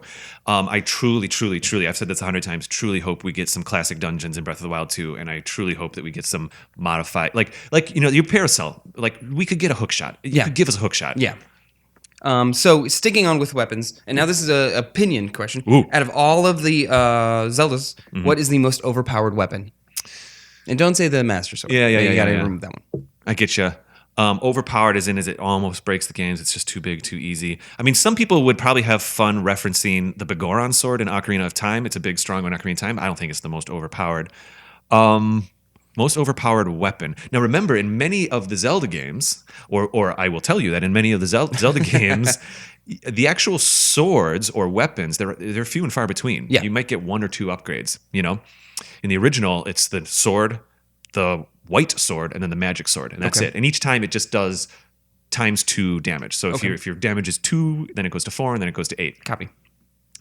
I think it's so funny that we've been saying copy to each other in this episode because we have to say it at work. Oh yeah, I can't. It has completely come into my life. Like I'm like, all right. My mom's like, I love you. I'm like, okay, copy. Copy that. Thank you. Okay. Cool. Well, White, if you want to think real quick, I asked this question because I was like, I wanted to do a little bit of research. So Ooh, what'd you find? And so I just typed in overpowered Zelda weapons, and then I had to change it to overpowered Link weapons. Yeah. Or maybe they'd even be called items sometimes. And I didn't want to do I didn't want to go into a deep read, but I just looked at some images. Yes. And Twilight Princess. Yeah. Twilight Princess has a lot of There items is a that can also be giant used. boulder that you have on a chain that you just swing around. I will admit, I was like, how do you not use this all the time? the ball and chain thing did come to mind when you said most overpowered. It truly cycled through my list as I was kind of thinking here. The reason I decided to not mention it, it is super strong, and you get it more as an item to break through like ice crystals and stuff like that. You absolutely can use it as a weapon. The thing is, I don't know if it would be overpowered because it does turn you a bit into a tank where like you walk very slowly when you have it equipped. Okay, it's so it's got some drawbacks to it. Okay, yeah, got you it. waddle with this thing. When you use it, super strong. You it- can use it in battle, but if it's something where you have to move around a lot, Yeah, I didn't watch any gameplay. I just saw an image of him with this giant boulder on a chin. It's like, well, I see that would be very beneficial in a battle. Like, I can understand that one. we always joke like, where does he put that thing? Yeah, just tucks it into his little satchel. little fairy pouch. Just everything's in there. This thing's the size of this thing's 5 times bigger than his head. But yeah, that one is super strong. Okay. Overpowered. I mean, technically, at the end of most of the games, you do get what's called like the light arrow or something, and that's always a very, very strong arrow, but it's used just on Ganon. Yeah. Or Ganondorf. Well, even they have the ancient arrows. Yeah, those are very strong in Breath of the Wild. Yeah. It's hard to come by in the beginning. Okay. Once you collect enough of the ancient items, you can I start have buying like them. 2. And anytime I Arrows? run into an ancient, I just book it. Yeah, I know. Or like, not even even like worth it. I'm like, I'm the robots.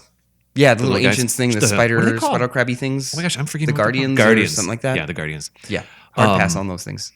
So I I don't think, fight a lot of bad guys in Breath of the Wild. but you're I'm not really realizing. supposed to. It's Yeah. okay. I don't fight. I avoid fighting as often as Yeah, I'm possible, just like, or I yeah. often go for like get up on a cliff, attack from above, do arrows. You know what I mean? And Yeah. once you get in there, then it's okay. Let's use our sword.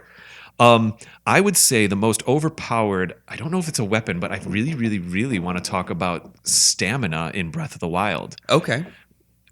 It's not a weapon, but the only time that I felt that any Link in any game was borderline game-breakingly overpowered Okay. was when I completely got 3 circles of stamina in Breath of the 3 Wild. circles? Yeah. Oh, I'm not even close to that. As you then. keep upgrading, you get 3, and it gets to a point where you're just hopping up mountains. Okay. You're like a blink, blink. See, blink, I remember blink. starting it, and they're like, okay, when you start the game, you get your glider thing, and you're like, okay, now get the world. The world is my oyster. I can do this, and you run into those easy shrines that are just like placed right there. It's like you do this one next, and then all of a sudden I was like, and then you look up, and on the mountain, the tallest mountain that you've seen this entire game so far, there's one all the way shrine. up there. Yep. And I was like, I'm gonna go climb, and you like get on there, and you go hit, and then you're like fall back down. Yep. It's like that's unachievable. So what's I'm fun never about gonna be that- that powerful. No. Well, the thing that's cool about that is like in real rock climbing, you have to find your path, and it's actually more of a puzzle on how to get around stuff, which I think is really, really cool. In Breath of the Wild climbing, you can just grab onto anything. So that strategy is As long gone. as it's not raining. I found that out. As long as it's not raining. That strategy is gone. Actual hand placement and foot placement isn't part of the strategy like it is for real climbing. But I do like that the stamina wears out. So at least how you traverse a mountain, you're looking for places where it levels off and flattens off. Okay, I can rest there. You If have I to can rest. get to that, Yeah. which is really, Even really the cool. towers, some of the towers, like you have to make sure you can get up to this point, Absolutely. and then rest, and then bounce up the rest of the way. So I think that's great.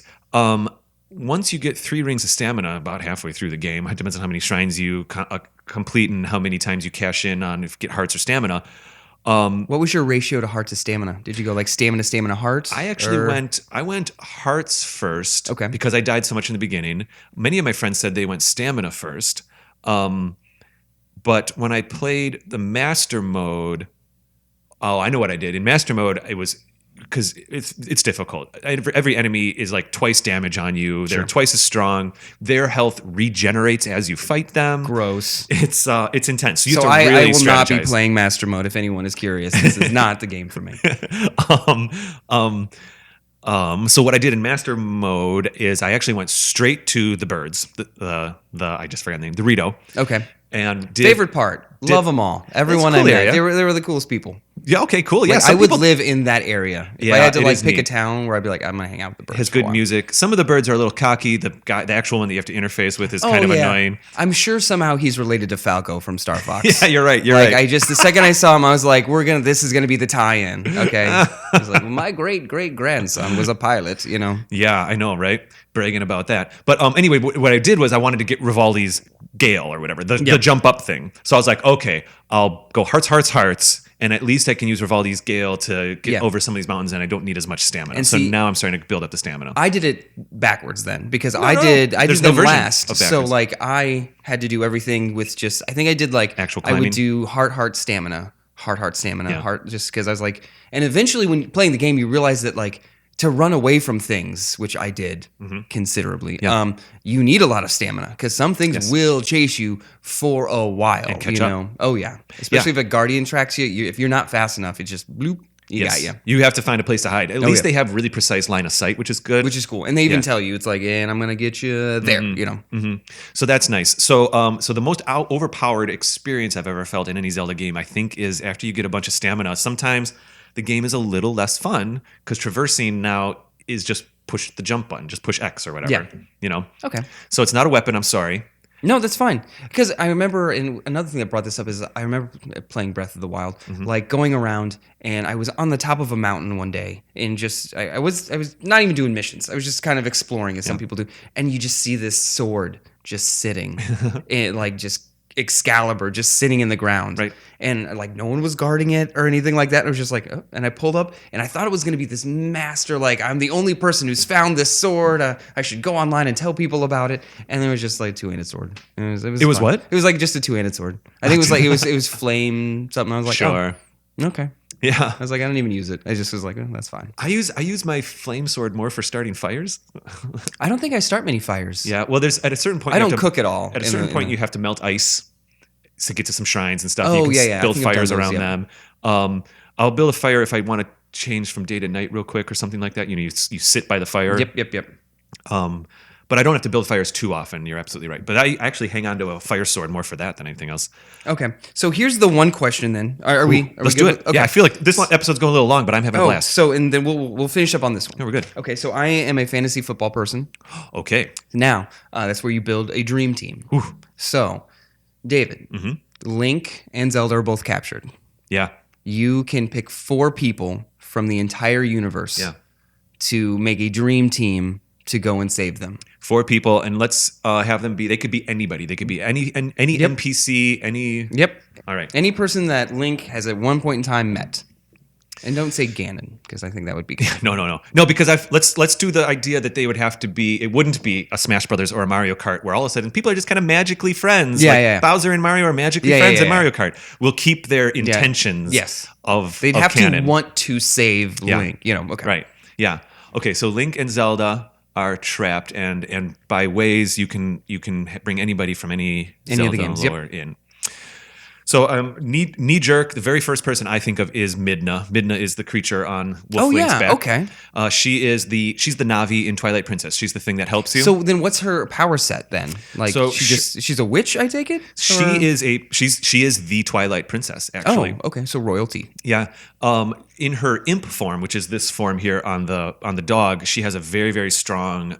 Her hair actually becomes a hand. Just becomes more and more interesting as I learn This about becomes her. a hand, and she can use it to move boulders, and she can teleport things and all that kind of stuff. Midna's super cool. So we got some super strength going here. Super strength for sure. Okay. And then she does transform from her imp form to a normal humanoid form at the end of the game. Sure. So I don't know if she would need to be in her imp form or not to have the big strong hand powers. Okay. But I assume that she actually might still have those in her humanoid forms. But she can float. She can make things move through objects and stuff. She's pretty smart. She got the high intelligence She's level. super smart because Okay. she is kind of the architect of Twilight Princess. She's the one. She's got a little bit of everything then. Yeah, she really She's a does. good first pick. So in Twilight Princess, I just said she has Link kind of captured, but she creates a system where Link is dependent on her, and then Princess Zelda is dependent, and everybody kind of. Midna has her own things that she's trying to fix. Okay. And she's essentially employing these people to help her. I mean, she's a good character though, right?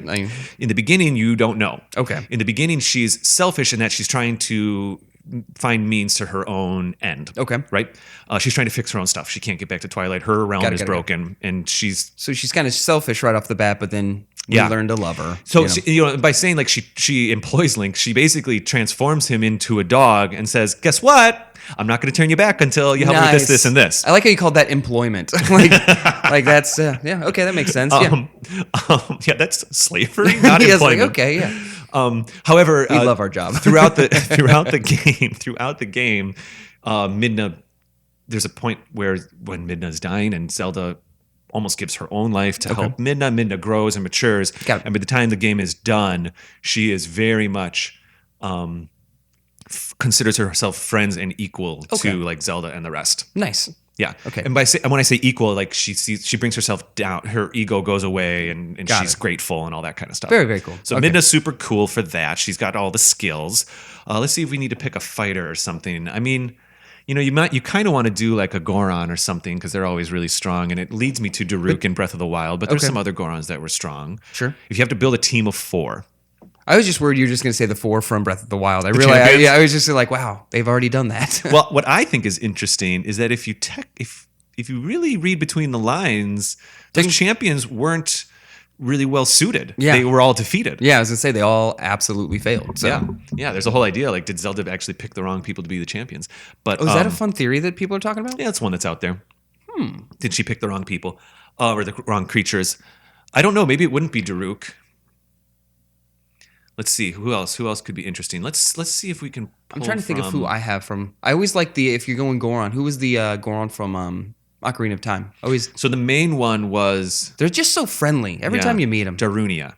He's the one that does I am the dancing. utterly blown away by your ability to pull up these names. Just This podcast is bringing it to me. I am so utterly impressed. All podcasts you've just been like, oh, and this person, without. Oh man, the amount of names I don't remember too, though, and our listeners will know those names. I'm blown away by you guys. It's a journey. Absolutely blown away. It's definitely a journey, and it's a fun one because honestly, in episode 3, I would have been like, the Goron guy from and Ocarina. you're like me right now. It's like, that but guy. Doing this show, He's got turns, white spiky hairs around his face. Yeah. Doing this show has been such a reward because it's turning me into a massive Zelda fan. I liked Zelda in the beginning, but you know what I mean? Yeah. Now it is fun to a know whole these nother names. deeper respect for it. Yeah.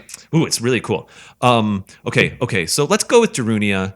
But he gets defeated too, and he gets taken out a bit like a punk. He does not. But it's because he doesn't have the Goron bracelet. So maybe if he has the Goron bracelet, then he's strong enough. But I don't know. Let's see who else can we do for temperament.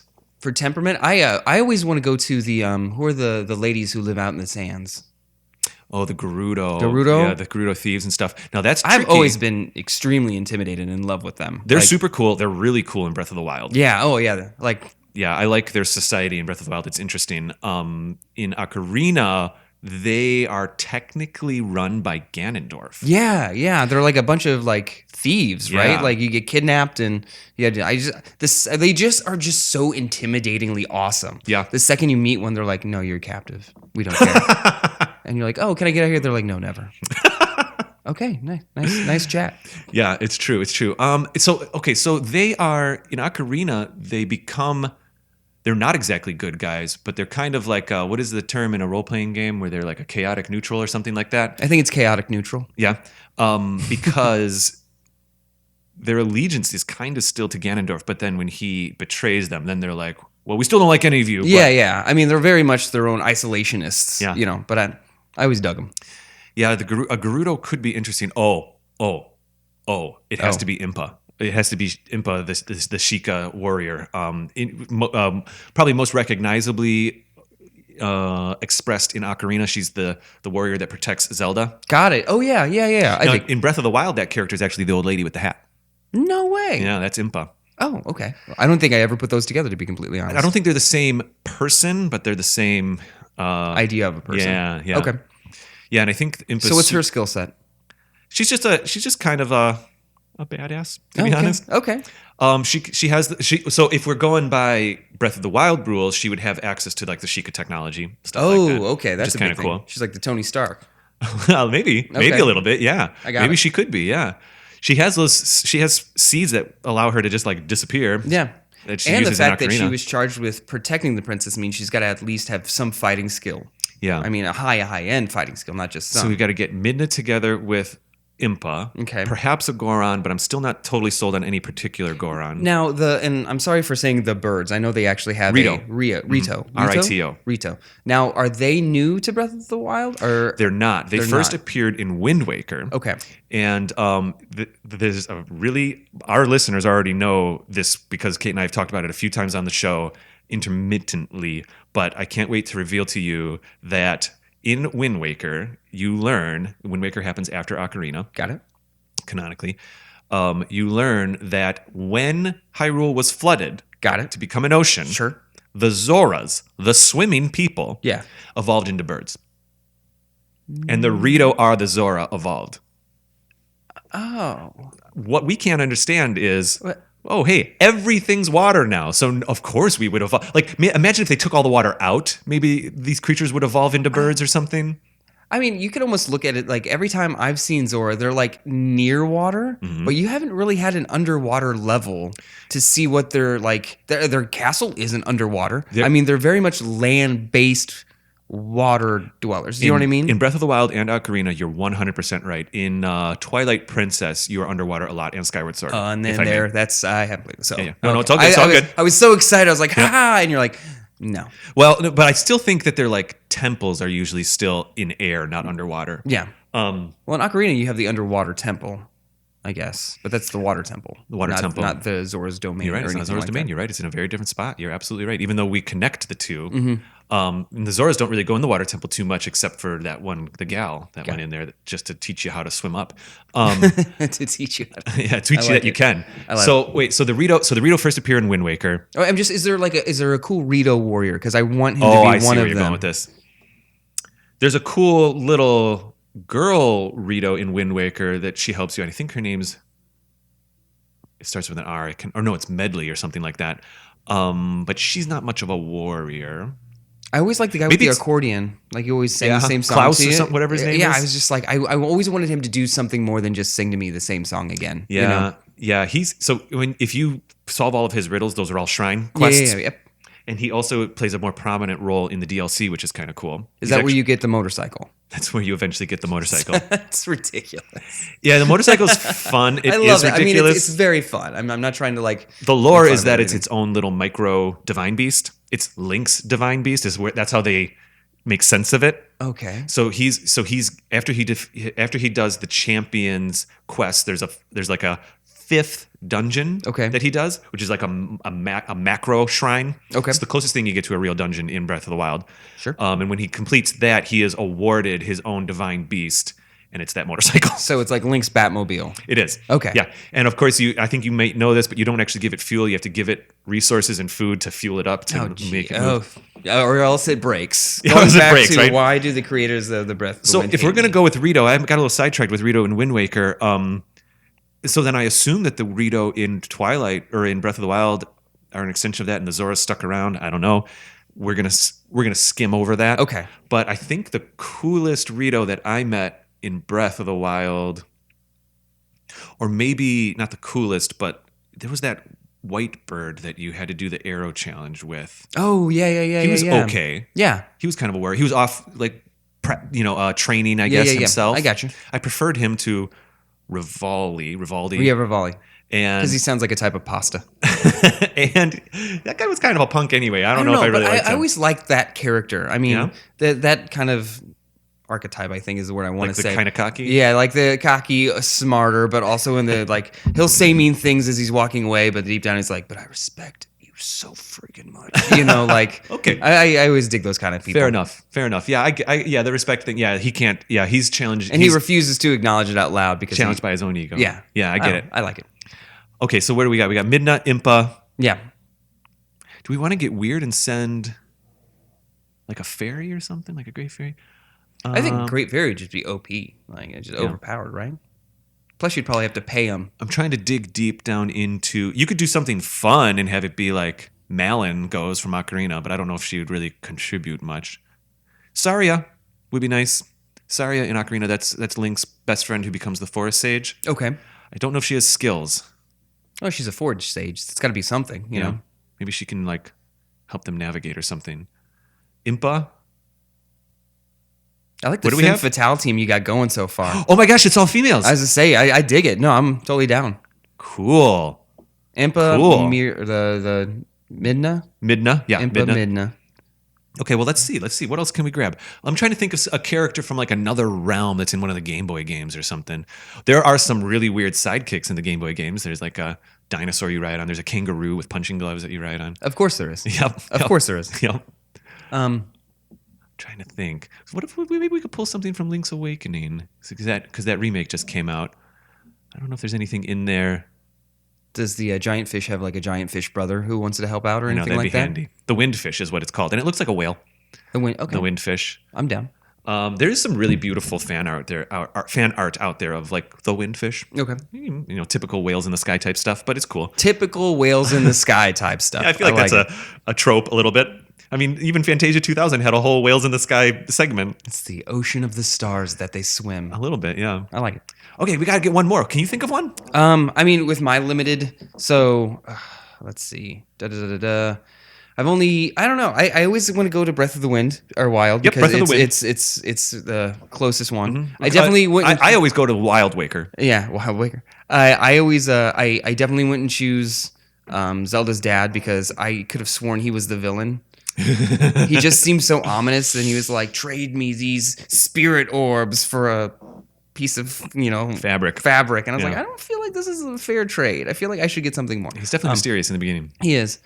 But I like Rito. Like he's usually my go-to. And you need a flyer. Wait, Rito? Oh, yeah. Like- Rivali? Yeah. Oh. I mean, we'll put him in there. Yeah, I Rivali mean- is a Rito. yeah.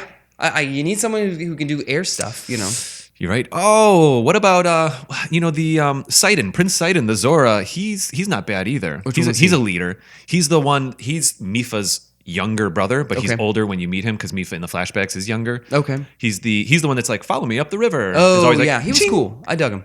That was my favorite armor set. I love how you just constantly dripped water the entire time. Yeah, it was cool. It That was and- cool. That and the hitchhiking, or not hitchhiking. Rock climbing. The rock climbing. Rock yeah. climbing was kind of neat. I like that the Zora one gave you some new abilities too. It Oh, wasn't yeah. just like It was plus cool. 3 fire. Exactly. It was actually go up waterfalls, swim faster, all that kind of stuff. Very cool. So do we have I'll the put four? Rivali on there. That's fine. I'll take it. I might lean towards Sidon over You Rivali. can change your but- mind at any time. Like feel free. So I think it's Sidon for me, it's Sidon with the 3 ladies. Okay. Midna. Who are they to do? Impa. Mm-hmm. Impa makes sense. She's a leader. Sidon. Oh, and then you did the forest sage. You had Oh, talked. and Saria. You don't seem super sold on her right now. Well, like emotionally, here's the reason I pick her is that if she were to know that Link and Zelda were in peril, Yeah. she would do anything to help them. I'm Oh, positive she's just a of super it. close one. Yeah. Okay. Yeah. She would do whatever it takes to help out. I don't know if she has too many skills. But there it is. But it's the thought that counts. And A little sometimes she'll be like, and my spirit, and that's all she needed to And get if to. if she's a forest sage, maybe she does have some abilities. But anyway, There we go. If it's in forest sage mode, Well, I'm sure you're. that'd be fun. I've never done something I've never Yeah. done like a fan fiction build a team thing. There we go. All Cool, right, dude. Well, that's That's it. I'm I for think it. that's everything. Because I had one more, but it's more of a general, and it's going to be a long one. So. Oh, really? Yeah. Want to do it as a bonus episode, maybe? Yeah. We'll put it on Patreon or something? Yeah. Do you want to do it right now? No. Let's save it. We'll save it. We'll do it as like a 15 or 20 minute bonus episode. Got it. Cool, dude. Well, Dan, this was an absolute pleasure. I'm sure this episode I'm still having so much fun, even though it's ending. I know. I'm ready to keep going, but honestly, I feel like this episode's I'm just more guessing hours. it's probably 2 hours long right now. 3 more hours. I didn't even set my 3 more timer. hours. I didn't even set my timer for the second half, so I'm sure this is going to be a long one. But it was a fun one and a great one, and it was a pleasure to have you here. Thanks. It was a pleasure to be here. Taking time out of your evening. If anybody wants to, for the fun of it, if they want to find you, do you have any like Twitter or Instagram handles? Nothing like that? Nope. Nothing you need to promote? Nope. All right. Like, that's a first. Yeah, That is a I'm first so in sorry, podcast guys. land. I am on Snapchat as a lurker. I never post anything. I just like checking up and seeing what my friends are doing. I don't have Facebook. Cool. I don't have Instagram. That's fine. I don't. You're not an influencer I'm yet. on Reddit, but I'd rather not say what my Reddit screen name is because That's perfectly fine. none of your business. Thank you. That's fine. That's fine. People, if they want to find me on Instagram or Twitter or on Discord, they can find me at Raptor Paint. Of course, our show is on Twitter at Another Zelda Pod, Instagram at Another Zelda Podcast. We're on Facebook, YouTube, just by searching Another Zelda Podcast. You can go to our actual website, anotherzeldapodcast.com. Do you sense a trend? Yeah, and this is all on the internet, right? Yeah, this is on a thing called the internet. Okay. Yeah. I'm telling you, invest. I think it's going to really do. If you want to find me in the real world, I'm at. No, I'm just joking. it's like here's my ad. Cuts to black. Yeah. All right. Okay. Though speaking of real world events, we have collected enough listeners in Chicago here, Dan, that I'm starting to seriously put together plans for doing like meetups and stuff. Oh, hey. Like maybe we all meet at there's a pinball bar down the street that I really like. Maybe we can set something up there. I am down. Anything that makes me somewhat more social. Anyone who's been a guest could probably use in my life. Yeah, so. anyone who's been a guest on the show or is in the area. There's a few listeners that even will swing by where we work and stuff like that from time to time. Which is always kind of fun to see that. Because you're kind of getting popular a little bit around here. Like, I'll be like, oh, yeah, there's this thing called, like, Another Zelda Podcast. Like, oh, Dave? I'm like, yeah, I work with them. And they're like, you really? And I'm like, that's cool. Yeah. I'm so, this show has been growing, and I'm so grateful. Yeah, absolutely. Yeah, it's really cool. You're killing it, Smalls. We're having a lot of fun doing it. We're definitely having a lot of fun doing it, Kate and I. So that's it. You can find us. Yeah, go to our website, Another Zelda Podcast, where we also have blogs. We have a whole team of people writing blogs on our website now. Oh, wow. It's a lot of fun. They live all over the world, and they submit their stuff into a gal named Celeste Roberts. She works as our editor, and they post it up on our website. It's super cool. I'm just going to end this. I'm just going to get out of here. Rock it. Dan, it was a pleasure. I'll see you soon enough. There we go. All right, cool, dude.